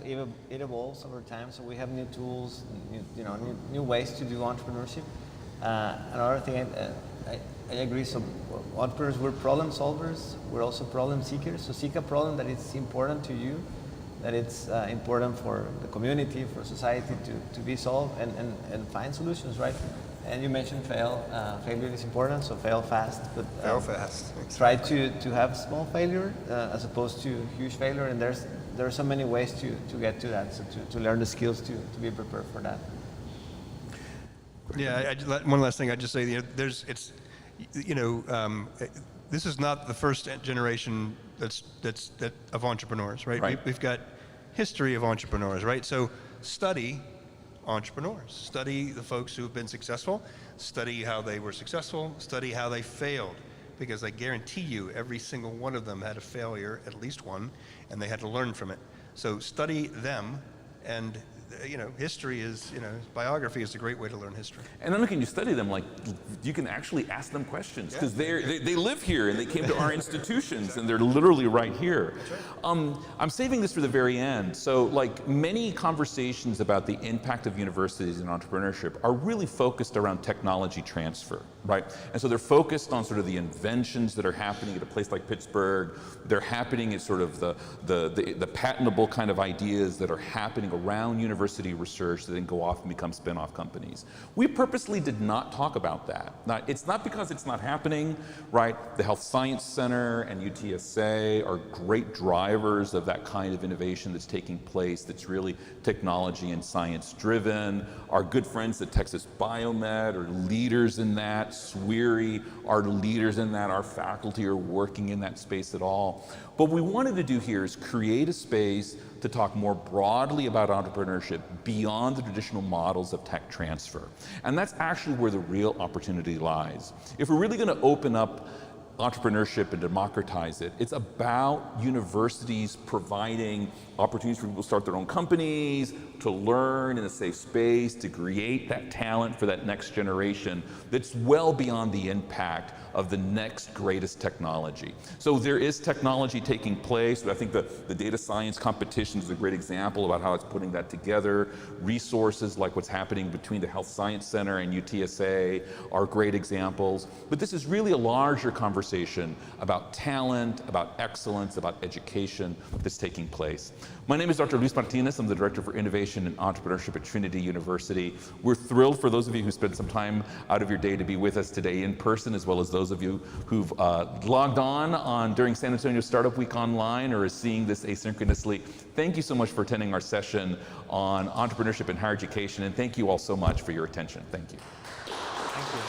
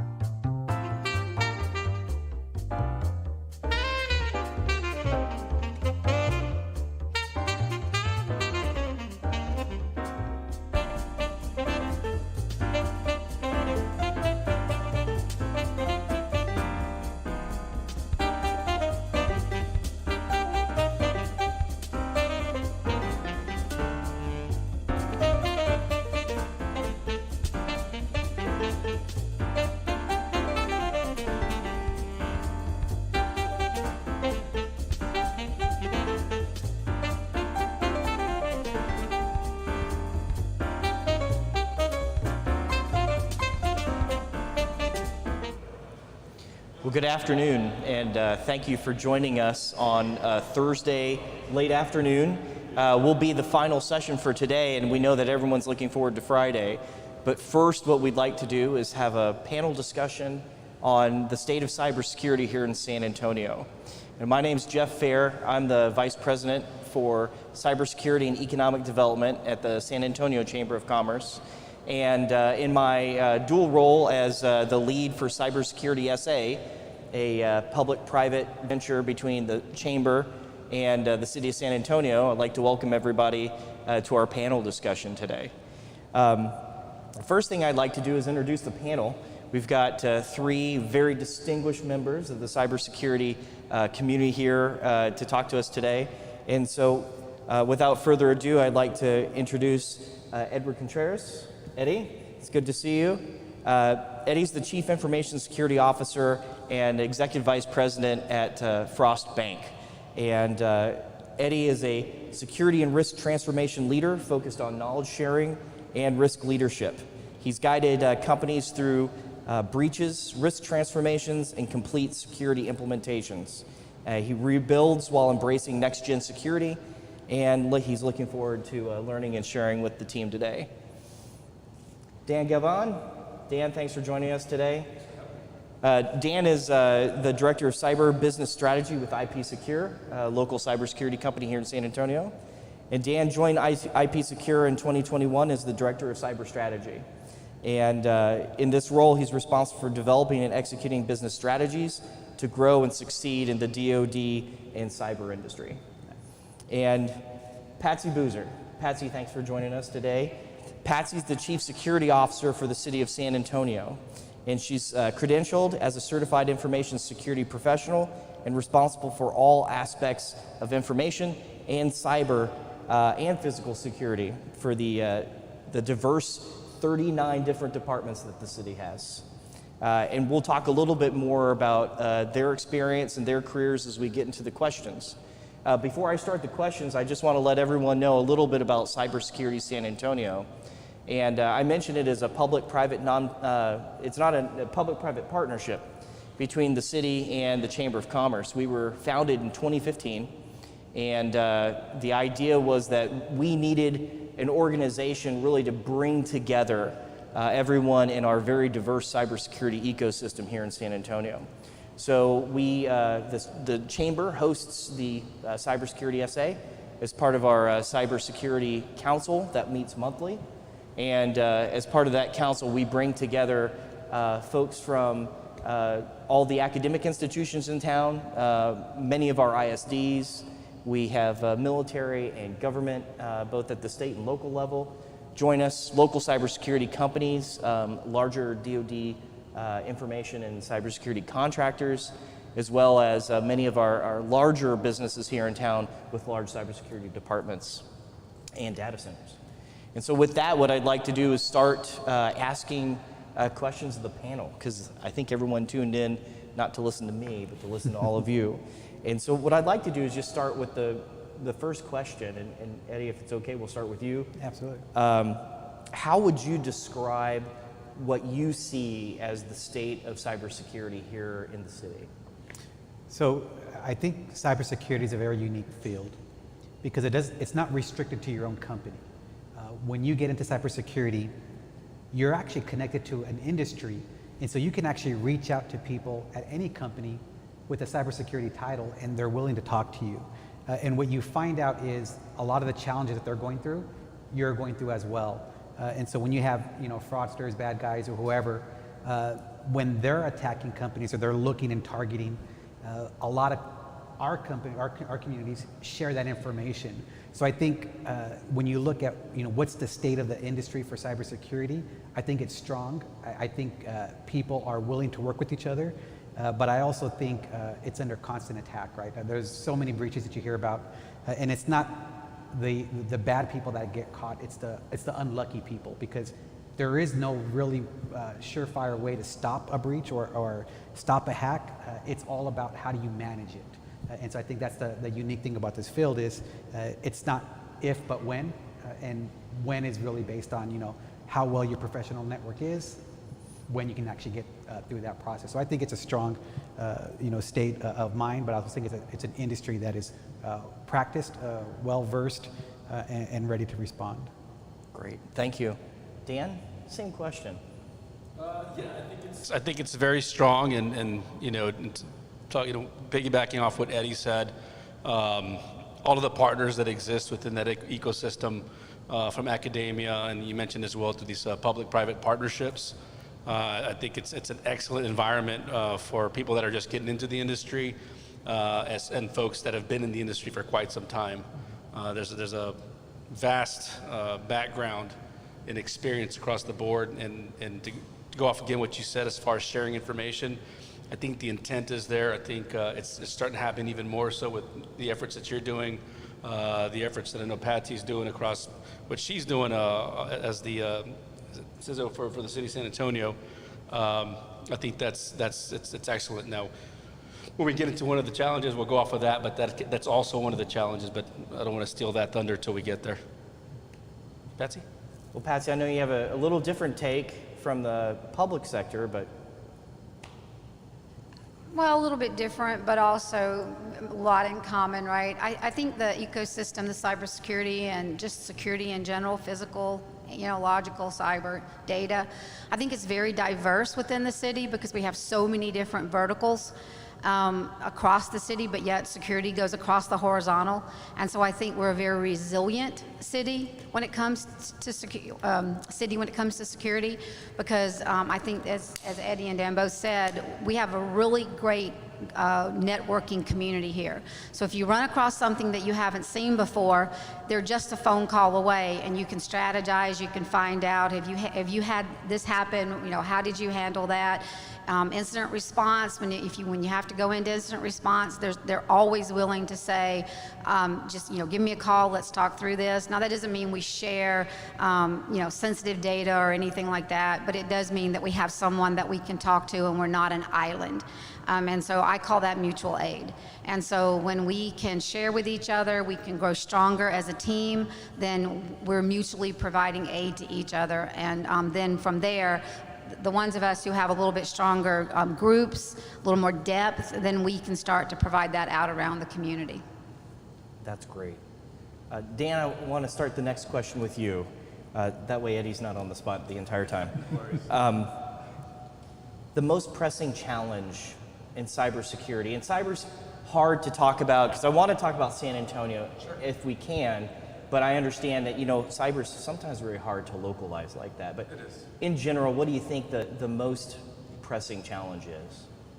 So that's a broad question, right? And so depending on what your background is, whether it's in military banking, industry, or at the state, local level. Going back to one of the strengths of the community here, which is information sharing, I think that's also a challenge. So depending on what you're looking at as far as maybe an incident, right?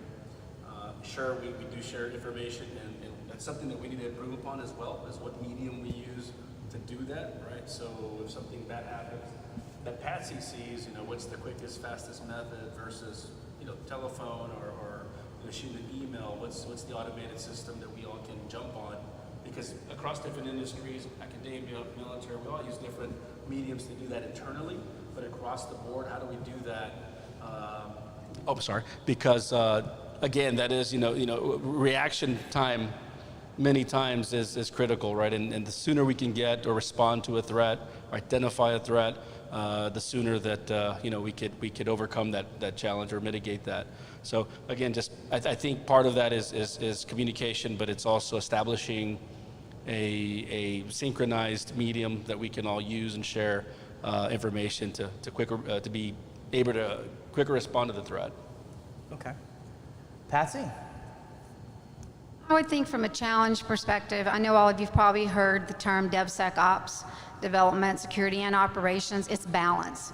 And so it's being able to, we live in an online world. If I were to tell you to put away all of your electronics, I don't know that many of us would survive probably an hour before going through withdrawal. Not just personally, but also professionally, right? With remote work and everything, that we're doing. And so it's how do we balance the operations, but yet maintain the security and build in security from the ground up and not put it in as a Band-Aid or an afterthought. So we spend a lot of time looking at that concept of DevSecOps so that when we build something, by the time it's ready for production in an agile environment, that we have built those different gates in. And so when the customer gets it, it's not so overwhelmingly tightened down that they can't use it, but it's also not something that's going to constantly cause us to be concerned about the risk. So it's, again, to me, it's all about balance. Eddie? So I think we covered process and technology, so I'll focus on people. It's interesting, and I'm going to use this challenge concept a little bit differently, and I'm going to turn it a little bit upside down as a challenge in a positive way. But I'll speak specifically about San Antonio. One of the challenges is actually on the companies, less so on the individual, when it comes to placement. So if you are in this field in San Antonio, you really do have a choice of where you want to work. The way to attract people into your company, companies are being very creative. They're doing things that'll, get people in the door. But the reality is, a challenge for a company is, how do I keep people at my business? Because this field is in such demand. And a company down the street might want to pay a little bit more. Another company might want to provide more benefits, give you access to better training, get you more exposure. And so I think the challenge that I'm seeing right now, specifically around San Antonio, is how do you get people to come to your company and stay with your company knowing that somebody else, a competitor, can pay them more? And so I think, again, the challenge on the business side is retaining that talent and investing in that talent. And as leaders in these companies, we have to figure out, how do we stay, a step ahead of somebody wanting to leave the company. So, doing very creative things so that way you don't lose a very good resource that maybe has developed something on the CI/CD pipeline, that's established a relationship in another entity.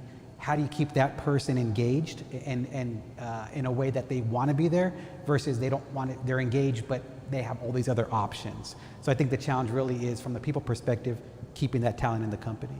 Absolutely. Well, what I want to do is circle back on both the workforce piece, but first I want to talk a little bit about the information piece.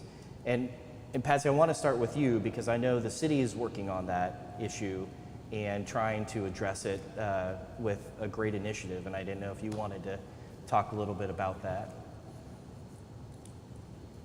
Sure. So we are just now in the process of standing up the Alamo Regional Security Operations Center, which is a collaborative environment, kind of like what I talked about in the beginning. The whole concept is about mutual aid. It's bringing municipal partners and local partners together, both at the federal level, the DOD, commercial partners as well, and how to put up a training environment so that we can all learn. Because if you're, I've always experienced that if you're in a training group and let's say there's a vendor and they're presenting, or it's just a concept, or a methodology that's being presented, the question and answer session is usually where I learn the most, because you've seen the product, you've seen the processes, but now you start really asking and digging down into those questions and answers, and everyone has a different perspective. And when you put all that perspective together, you get the big picture. And that's kind of the concept of what we're looking for. Through those partnerships, bringing different groups who handle different types of systems and business processes together and putting them into red team, blue team type environments, or cyber range types of environments where we all get to learn from each other. I think we're going to, again, I like my term, we're stronger together, right? And we can provide cyber excellence for this region through that concept, so that no one's fighting the battle alone. And I know, Eddie, we were in a meeting where we learned a little bit more about the RSOC and how perhaps that meets a need that some of these information sharing groups that you're a part of may not meet. Do you want to talk just a little bit about that, or? Yeah, absolutely. So in the financial industry, we're a part of different ISACs, which is like an information sharing group, and a lot of the financial institutions will go to that meeting ready to get information. And a lot of the information you get, you're told, okay, perfect, you have this information, now what can you do with it? And a lot of times you can't share it up past a certain point. And so having a group like this where we say, okay, I don't have to be restricted by this parameter, but I can go and share information in this means. It's actually very helpful and beneficial because, like I said earlier, I think on the first question, we're all being attacked very similar. And so what you're doing in one area may be beneficial for me to know. What I'm going through may be beneficial for you to know, for things that you'd want to know. When I think about the state of Texas and what happened, with the school or in academia with a county, they were attacked with the ransomware. There are a lot of things that they could share and benefit from if this was something that they had at their disposal. And so the fact that San Antonio is building something like this, it's actually extremely beneficial because now people know, oh, I don't have to suffer and solve this by myself. I can actually go somewhere and ask questions and maybe even get information that can stop an attack like that. Dan, I don't want to leave the information sharing topic without giving you a chance to chime in. They pretty much answered everything. Again, I think it's a critical, one of the most critical aspects of cybersecurity, again, in these environments. And again, speaking directly to San Antonio and seeing what Patsy's working on, and then again, outside in the industry, whether it's banking or academia, I think, again, that's something that we got to tackle, and that's something that we got to continue to work towards. Because without that, like you said, the enemy never sleeps.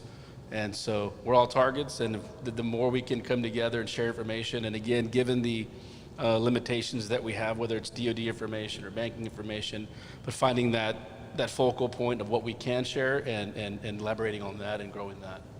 Absolutely. Thank you all for talking about this.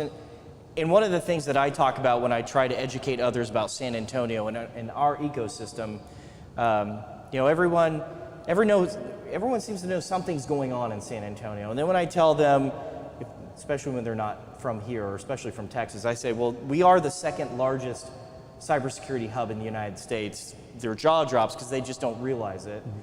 And when I tell people that we are very unique in that collaborative spirit here in San Antonio compared to a lot of the other cybersecurity hotspots, sometimes they don't understand why that's important, and I appreciate the panel really talking through that because that's where we have a more secure community as a whole. Now, Eddie, you talked a little bit about workforce, and that's something I wanted to transition to because workforce cross-sector right now, across not just our industry, but across town, we hear it nationwide, workforce is a problem, right? But that's about as deep as you get with some of these reports. And so what I want to do is talk a little bit more about workforce shortfalls, workforce needs, and really what you're experiencing. So I'll start by saying that I acknowledge that phrase. And I think the challenge with that phrase is it is so vague. When you say there's a workforce shortage, sometimes your expectations are too high for what you want to fill. So we post positions all the time at our company. And I hear managers tell me, I can't find anybody, and I'm thinking, well, what's your requirements? What are you looking for, right? And a lot of times people look for that unicorn. They look for the person that may not, essentially exist. I think there is a LinkedIn post if you haven't looked at, if you haven't joined any LinkedIn security groups, you should, because I think some of the security people are the most funniest and creative people out there, not just by their memes, but by their satire. But I saw a job posting of a guy who created a language, and the experience that was required for that role was longer than the language had been around. And so when you see a post like that and you say, hey, the guy that created said, hey, I don't qualify for this job that I'm pretty sure I could do. I think the workforce challenge is really setting expectations, understanding what you're after, and really allowing for you to think outside of what you typically would look at. And so in our organization, we look more for culture than experience. We want people that are innovative. We've hired a lot of straight out of the college areas and into our company because we know we can teach them the topic. They have already the knowledge on the topic, and they just need that experience. And so ways that we're being creative to bring people into our environment is to understand that college students, people that are just moving into the industry, will provide a different perspective, and they can be a part of our program. Now they'll be paired with somebody who maybe has 15, 20 years of experience to understand, what should they be looking for. But I think when you're looking at the workforce, you do have to be creative in how you bring them in. But I also think that you have to be accepting the fact that you have to think differently to be able to get somebody to address the holes that are out there, because I think our unemployment rate is below a single % in this sector specifically. So there are more positions than there are people. And so, we need people. So it depends on what you want. You can bring a lot of good people in. Well, it's a great point, and one that I've heard Eric Walsh, city manager for the city of San Antonio, talk, again, not just specific to our sector, but as he says, we need to talk to our recruiting teams with all of our companies and say, look, we've got to be realistic about what's out there. You need people, we have people that need jobs. Let's rethink this. And so I appreciate you bringing that point up, because I know that a lot of the job efforts that the city has right now, just trying to get people in jobs and get jobs that need to be filled. Dan? Very similar to what Eddie was saying. I think one of our downfalls is initially people look for that unicorn. I want a guy that has all of this, these certs, this level of experience, and so we find that our recruiting and HR departments are like, can't find them. What do we do? So multiple recruiting shops. But it is true. And again, to piggyback off what Eddie's saying, I think we all kind of fall into that same cycle of wanting everything, but then having to compromise, right? But a lot of times, being open-minded about what you're looking for, identifying those specific requirements, it does help.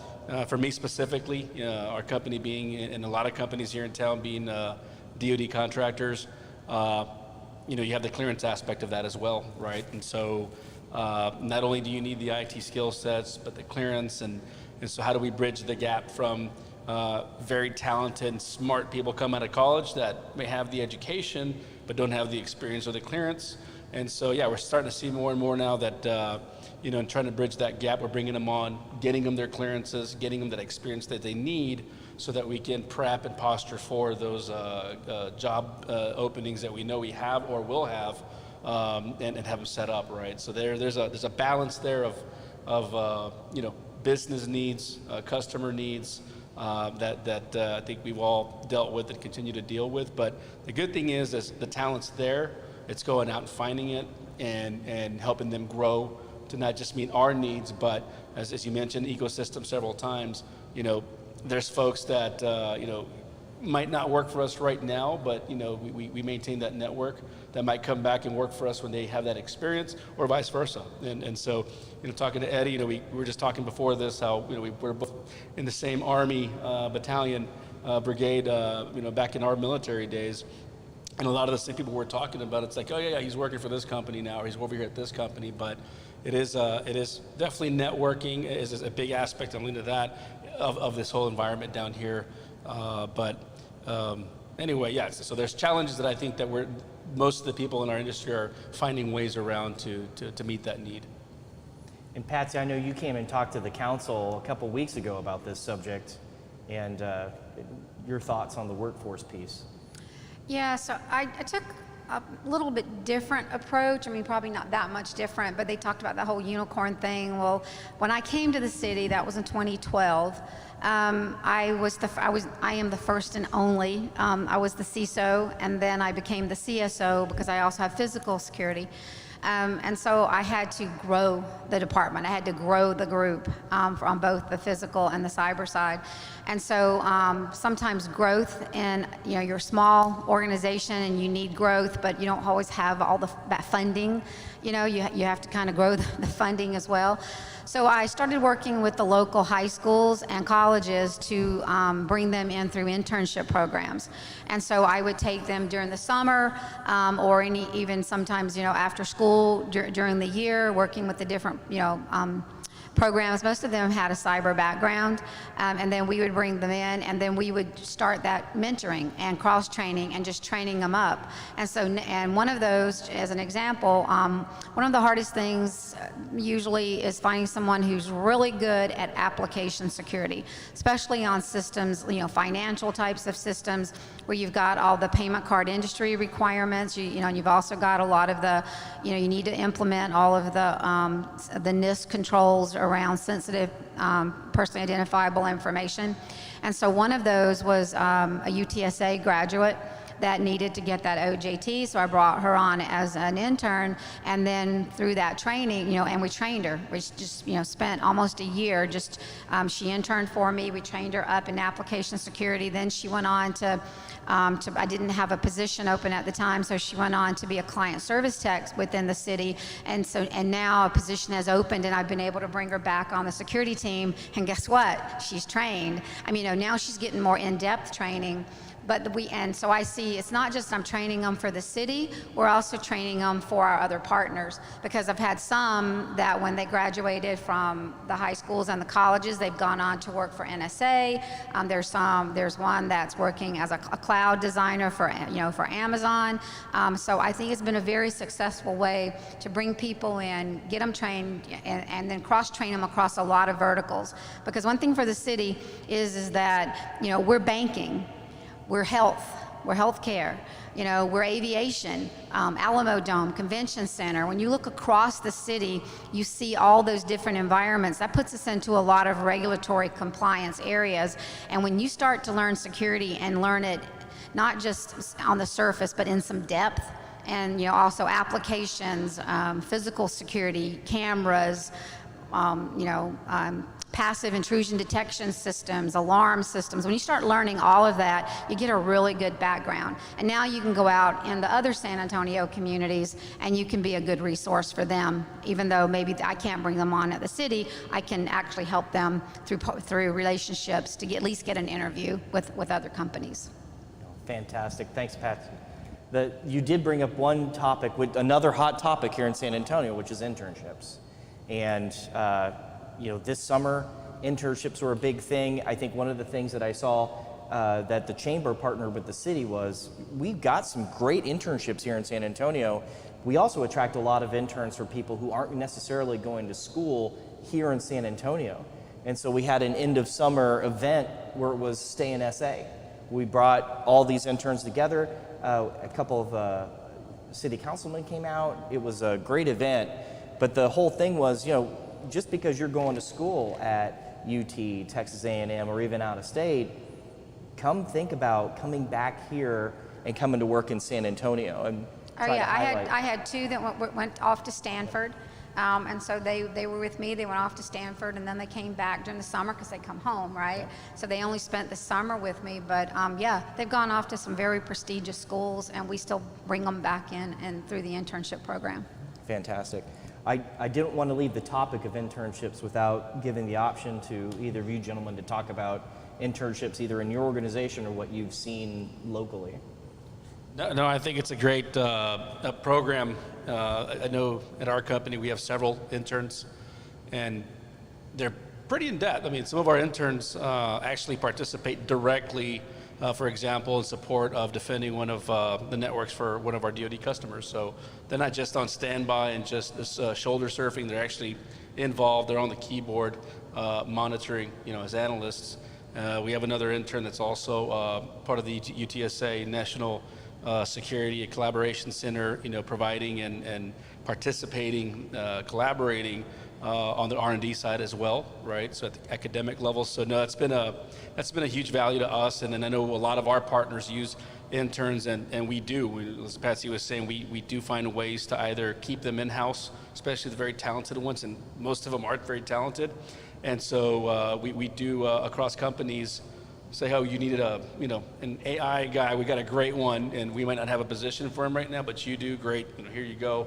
They're trained, they're vetted, and they've built that experience needed, at least for the first couple of years to be successful in whatever job they're going to be doing. So I think it's an excellent program, and we take full advantage of it when we can.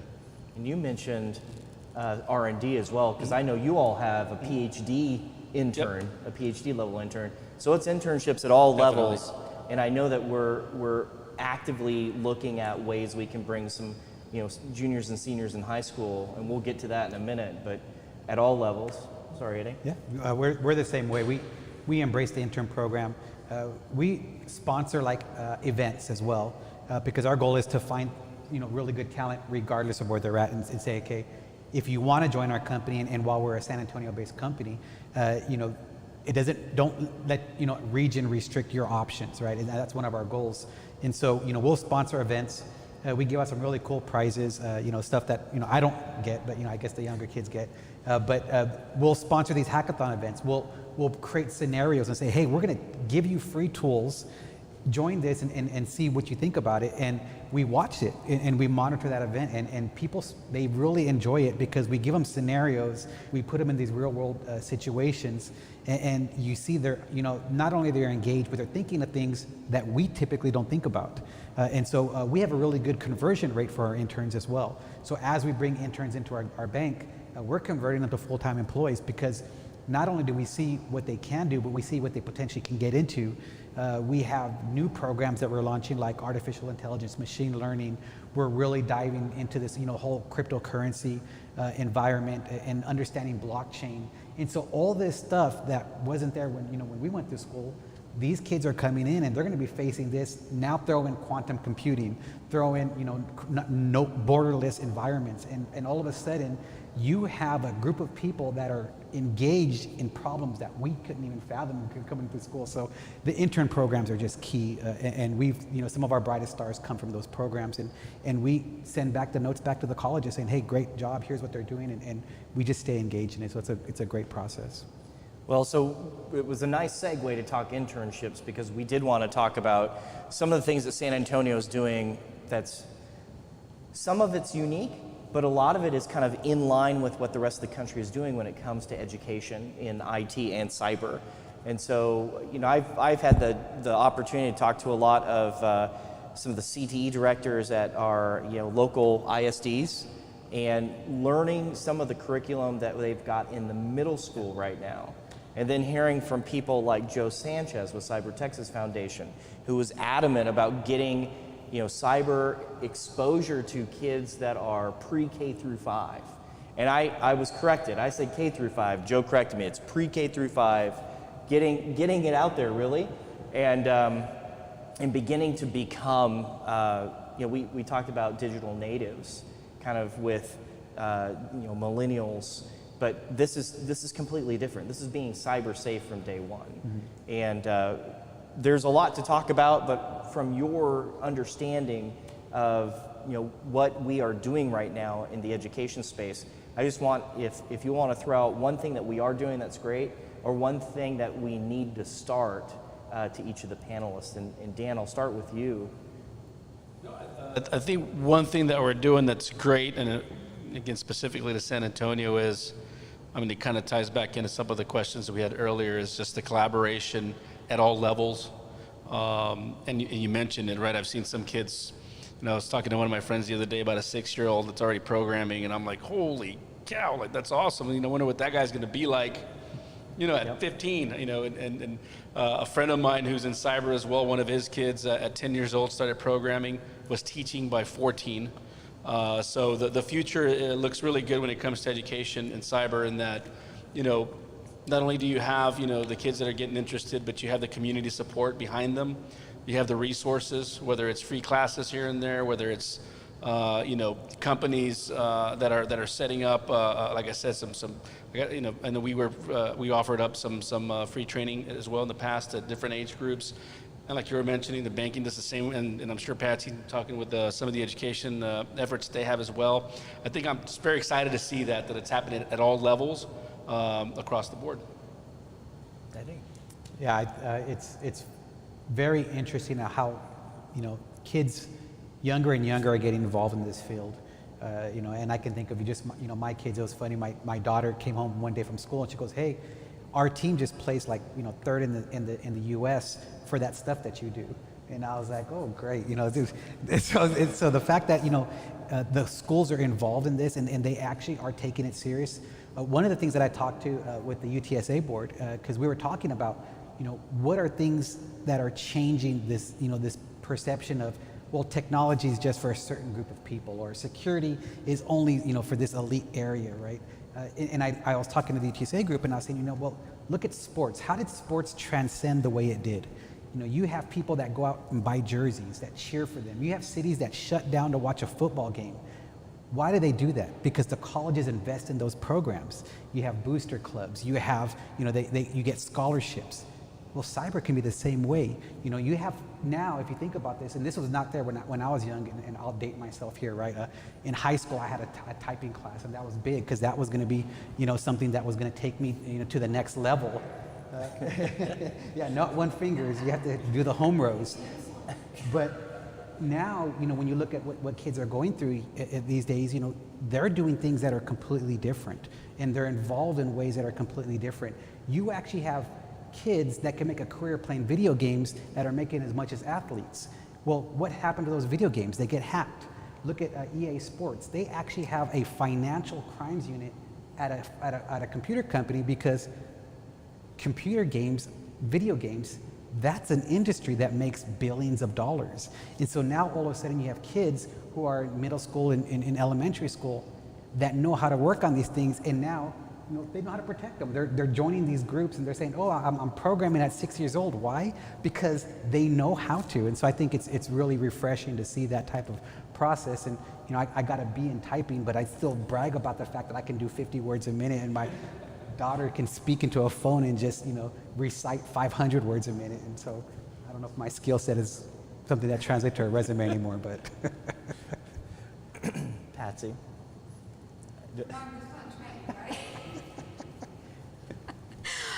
Yeah, it is getting younger and younger. I have a 5-year-old grandson, and it's not a commercial, but he loves this SASW system that he has because he's already coding with it.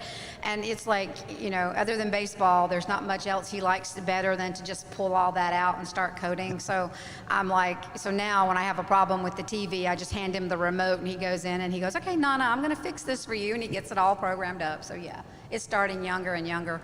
I think though, as the, you know, so we're seeing Cyber Patriot. That's a really great program. I had started back with them, with Dr. White at UTSA, with my previous company when we were doing it for the Air Force, you know, at the college level. And so it's great to see that it's all the way down into elementary now. And so I think from a technical perspective, we're doing a really great job. They're learning technically. And so like I say, even with the interns and the people that I hire, the one thing I'm seeing that I really would like more focus on is technical writing, because they, you know, they're great at keys on the, you know, they're great from innovating, they're, you know, and thinking and picking up machine learning and AI and all of that. But when I tell them to document the processes, put the playbooks together, then it's one of those, they could use some more technical writing skills and just how to go about doing that.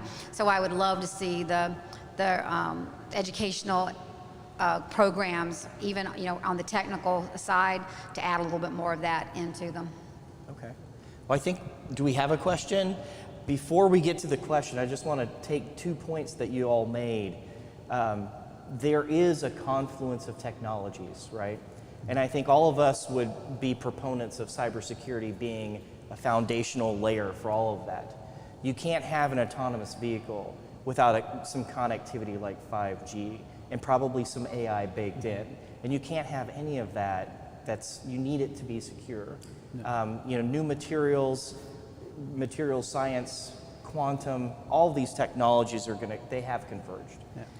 And as students start to do more and more applications of these technologies in school, so robotics clubs here locally at the middle school level, the coding and the cybersecurity needs to be even earlier than that, for that foundational layer. And I think our school systems are doing a really good job here locally of pushing that and driving that.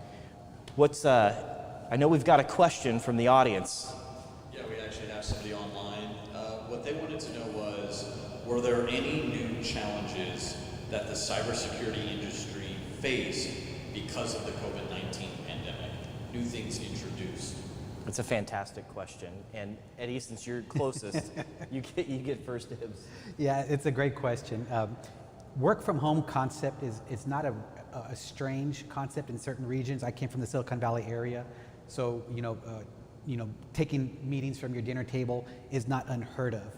But when you move the entire, economy to that same model, there is an impact there.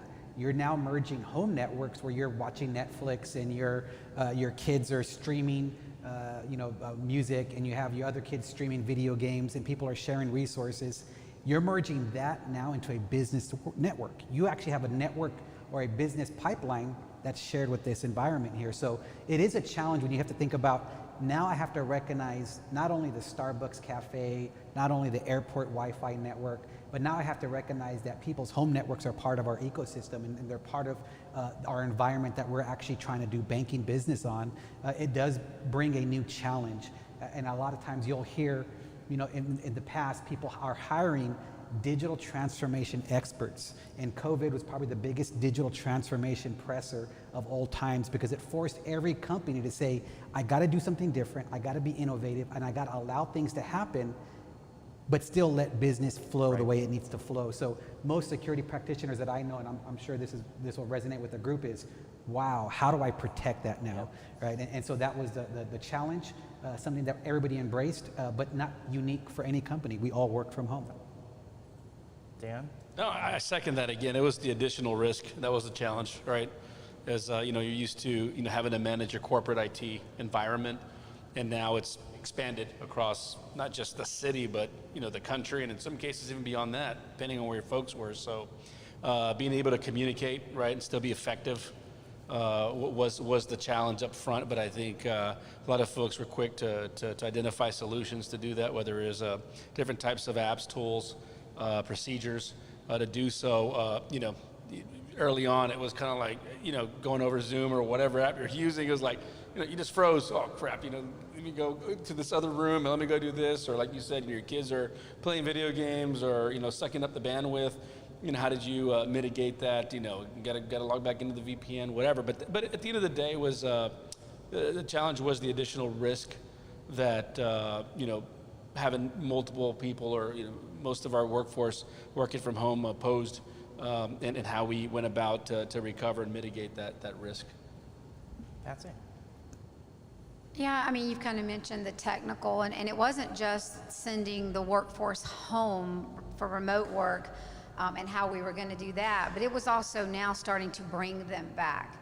And even in both directions, there was some management and just people things that we had to think about, because everyone has a personality, right? And there's people who they thrive around social interaction. They learn, that's part of their learning style. So when you put them at a keyboard at home and you tell them to turn on a monitor, and they're not always comfortable having their camera and face in a WebEx, for that period of time, but yet they want to see people and they want to spend time with people. So then, we had to look at that as to how to keep them motivated, because some people just don't like working remotely or from home. They want to be in the office, right? And then it was, okay, now it's time to bring them back.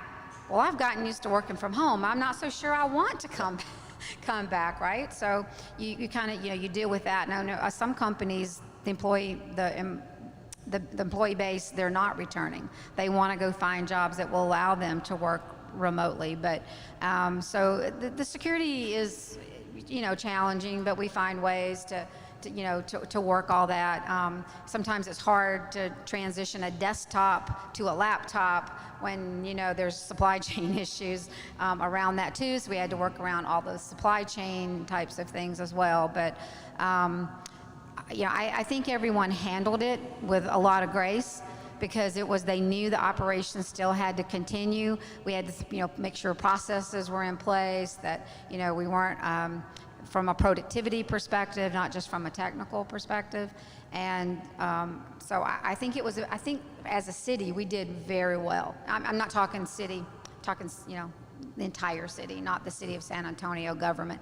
I think, because everything just continued on. It was, and from a city perspective, you could still buy permits, you could still, get in touch with Metro Health, you could still PD and fire, everybody still responded.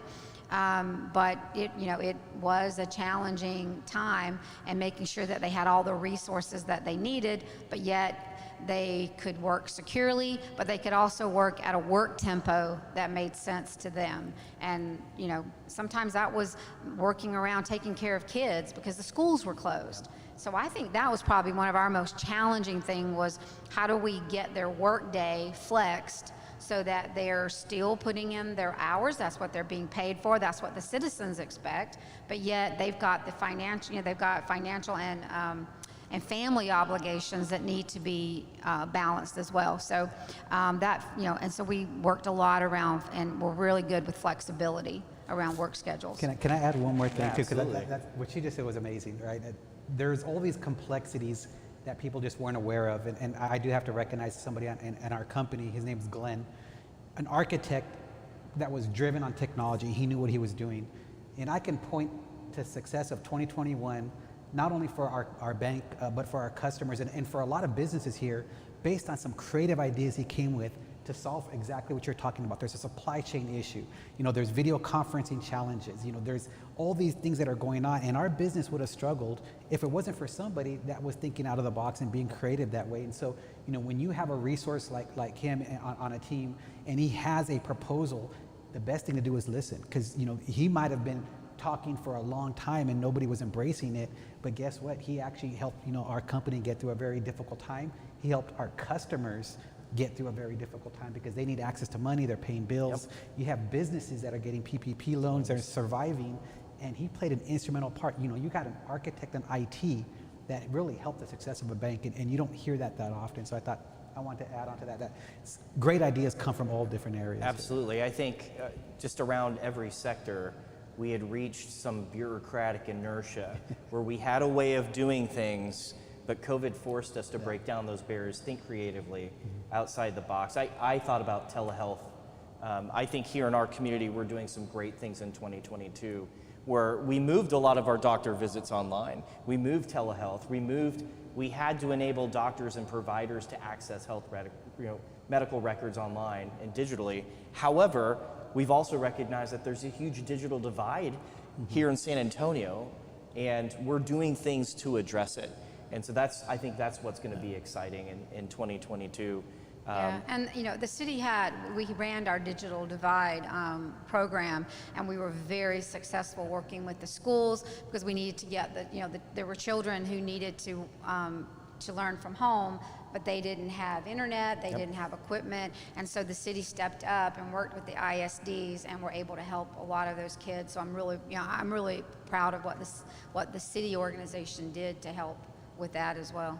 Absolutely. I'd tell everybody, watch what SA Digital Connects is going to do in 2022, partner with a lot of our organizations, Biomed SA and the Chamber, Cybersecurity SA, working together to bring some additional security to some of that outreach, but also to medical records, and there's a lot to do still. So I am cognizant of time, and I know that we're closing up, but what I wanted to do is provide just an opportunity for the three of you to have closing remark before we end up today. And I'll start with Patsy. It's been a pleasure to come and talk with you. Of course, this is a topic that I love to talk about. I love cybersecurity.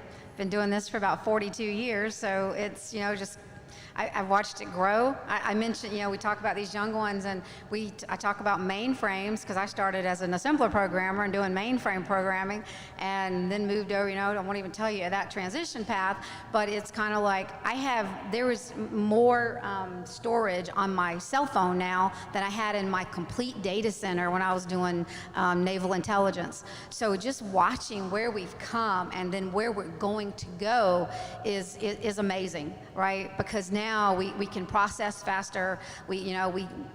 People are learning faster. They're learning more things. They're accepting the challenge, and to see the young people accept that challenge so that when they get where we are, or at our level, or even like some of you and the audience, where you're coming and how you want to progress, I think it's limitless as to what you can think and innovate. And there was that time during the .com era when people were just thinking about, oh, well, we could put that online, and now with all the apps on the phone, even now we've implemented so that if there's someone that's in need, they can push an app, and fire department is right there, and they can see what's going on, they can sense their pulse, all with authorized approval. We still follow all the rules, but I mean, that wasn't possible a few years ago. And so it's like, if this is your, you know, your interest and your love, please pursue it, because we'll make the way and have opportunities for you. The universities, you know, they've got the curriculum, they've got the training. We'll give you the OJT, and then I think you can succeed at whatever you want to do. Awesome. I equally share the passion and excitement for what's on the horizon, because seeing folks that I've known either from the East Coast and the West Coast, and you coming from the West Coast, it's kind of, everybody's talking about San Antonio, right? I get calls all the time. It's like, hey, what's it like over there? I got some job offer. What do you think? And it's like, I mean, as a city and a hub for cyber, of course, a lot of the talent that we've been talking about, they're wanting to know what the city's like, and I'm like, man, it's culture. You like mountain biking, it's out here. You like you like rock climbing, it's out here.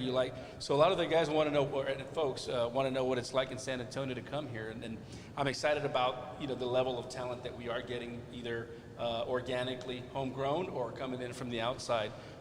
Excited to see what that collaboration is going to look like over these next few years, with the risks and the problem sets that we face, how they're going to come together, how we're all going to come together to address those and mitigate those and find solutions at the end of the day to, again, continue to grow and support this ecosystem that we talked about, and enhancing that and making it better at the end of the day. Great.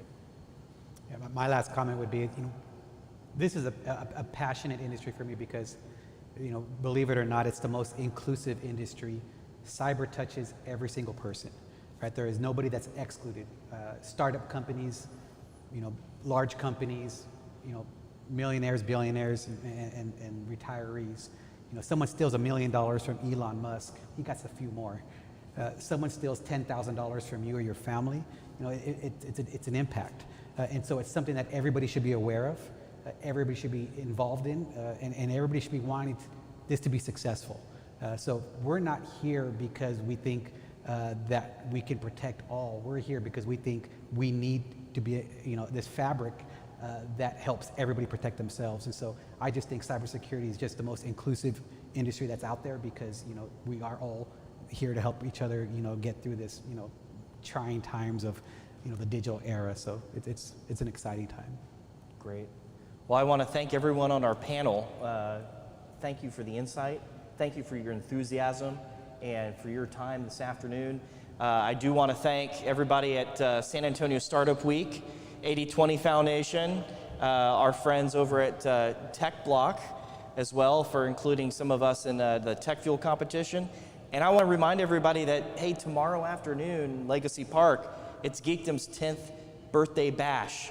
And we're all part of this big community, and it's great to celebrate everyone else's success. So on behalf of the San Antonio Chamber of Commerce and for Cybersecurity San Antonio, thank you all for joining us today, and by all means, be in touch.